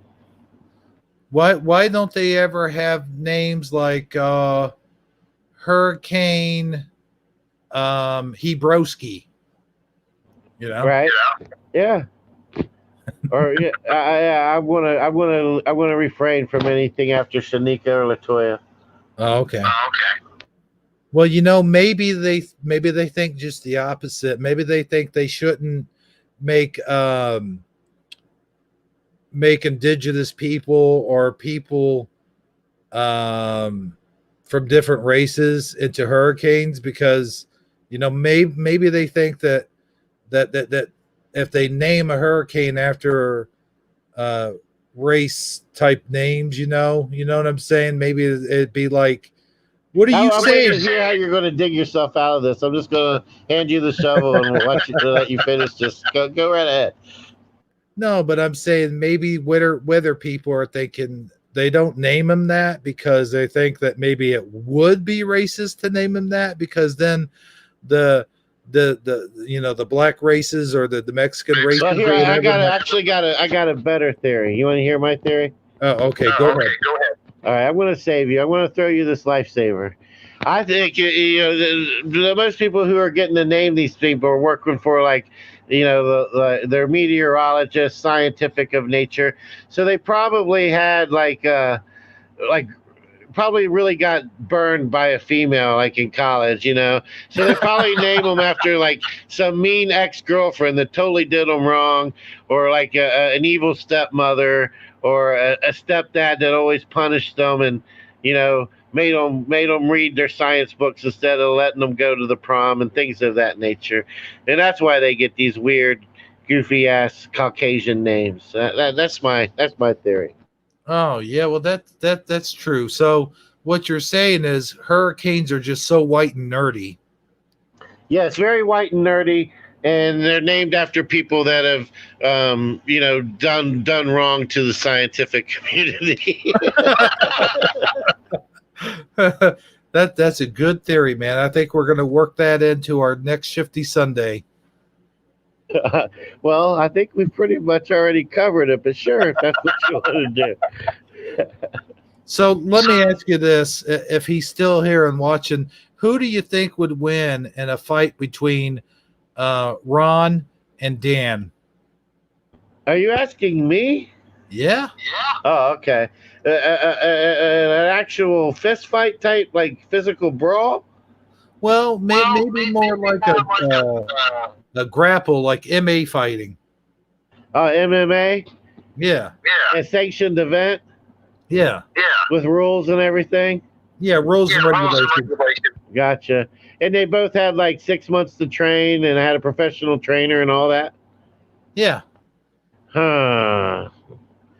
You know what? I think it would be a good fight, but it'd be hard to go against Armor, knowing he has the armor of God and everything. So, that's true. So yeah, I would say it would be close, but that the armor of God would help Armor somehow get through it. But Dan it wouldn't be no slouch. You would get your money's worth. Let's just say that. And that's my story, and I'm sticking to it. Well, he had a tree kick his butt here recently. Did you hear about that? I have heard some rumblings about this tree thing. Yeah. Yeah, I remember, and I have a similar story. I actually was there listening when he told the story, and um, we went to a lake, a public park. It was called Brookville Lake or whatever. And it's a lake that's man-made because of a dam. And we would go there, and it had like one of those things where they throw the sand on the beach or the sand on the shore, and they call it a beach, but even though it's not really an ocean, you know what I'm saying? And along over to the side of the picnic area, they had some a wooded area, and in that wooded area, they had the vines where, like you see in the Mountain Dew commercials, where everybody's drinking Mountain Dew and they're swinging on the vine and going over the water and falling Yeah. off. You know what I mean? And we were doing that, and the further up you would drag the vine up the hill, the higher you could get a good grip on the vine, and the higher you would swing in the air, and the further your drop would be into the water. It would make you seem like you had the most cojones, the bigger, you were the bigger adventurist. You know what I'm saying? Oh, for And sure. so I got the bright idea that I would walk it all the way up to the top of the hill, and no sooner than I walked it all the way up to the top of the hill and started on my ascent down on the vine, it hit a branch because I did the angle wrong or whatever, and then I started spinning, like because I hit the branch, so like I started spinning on the thing. I could barely keep my grip, and the next thing you know, slammed into a tree, and I hit it with my back. And I slid down the trunk of the tree, and it was an ugly fall, much like the one Dan described. No grace, no poise. It was. I went from feeling like I was, Tarzan, being like so cool and getting the admiration of all my peers for being such a great adventurous, to all of a sudden looking extremely bad. And I slid down the trunk of that tree, and it not only ruined my whole day, it ruined the rest of my whole summer break. It took forever. I had like a huge scab on my back, and it took forever for it to heal. The bark of that tree was just all ingrained into my skin on my back, and it was just it was ugly. I learned a valuable life lesson that day. I really did. So I can relate to Dan's story quite well. Well, I'm glad to hear that. I mean, I'm not glad that happened to you. However, with that being said, Yes. however, with that being said, if somehow that incident happened to you and you gained the powers of a tree, that would have been cool, kind of like a radioactive spider biting you and you getting spider powers, you know what I mean? Like you would have the powers of a tree, you get to branch out to people and stuff like that. To branch out to people. Yeah. Yeah, I know. But when I heard Dan telling his story the other day, I was relating to it all too well. Let's just put it that way. And it gave me flashbacks of remembering when I was so young and reckless. Well, I tell you, man, I was just getting ready to ask you if it hearing that story took you back to that time and gave you flashbacks, but you already answered that question. So, with that being said, what do you say we put a bottle cap on this show and throw it in the freezer because it is done? Yeah, I would say it's done like a 24-ounce steak that's been slow cooking in a mesquite grill for 48 hours, my friend. Mm-hmm. Oh man, that makes me hungry for steak. Thanks for doing that. Anytime. Now when we get off of here, I'm gonna have to fix something to eat. I don't have steak, but I can whip something up, I'm sure. There's no doubt in my mind, my friend. So do you have a fancy outro for this show, or how we going out? We're going out like a boss. All right. No, do you have anything else you want to share with us or add before we go? Nope. I think we've done plenty, man. 3 hours and 43 minutes later, I think we've done enough. All right, we've done enough damage, much like never mind.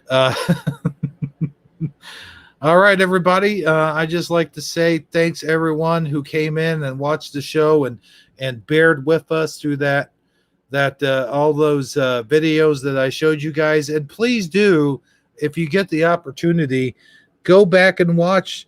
I got a playlist made out now from the very first episode, the Hebrew and Sagi show, all the way down to the 11th.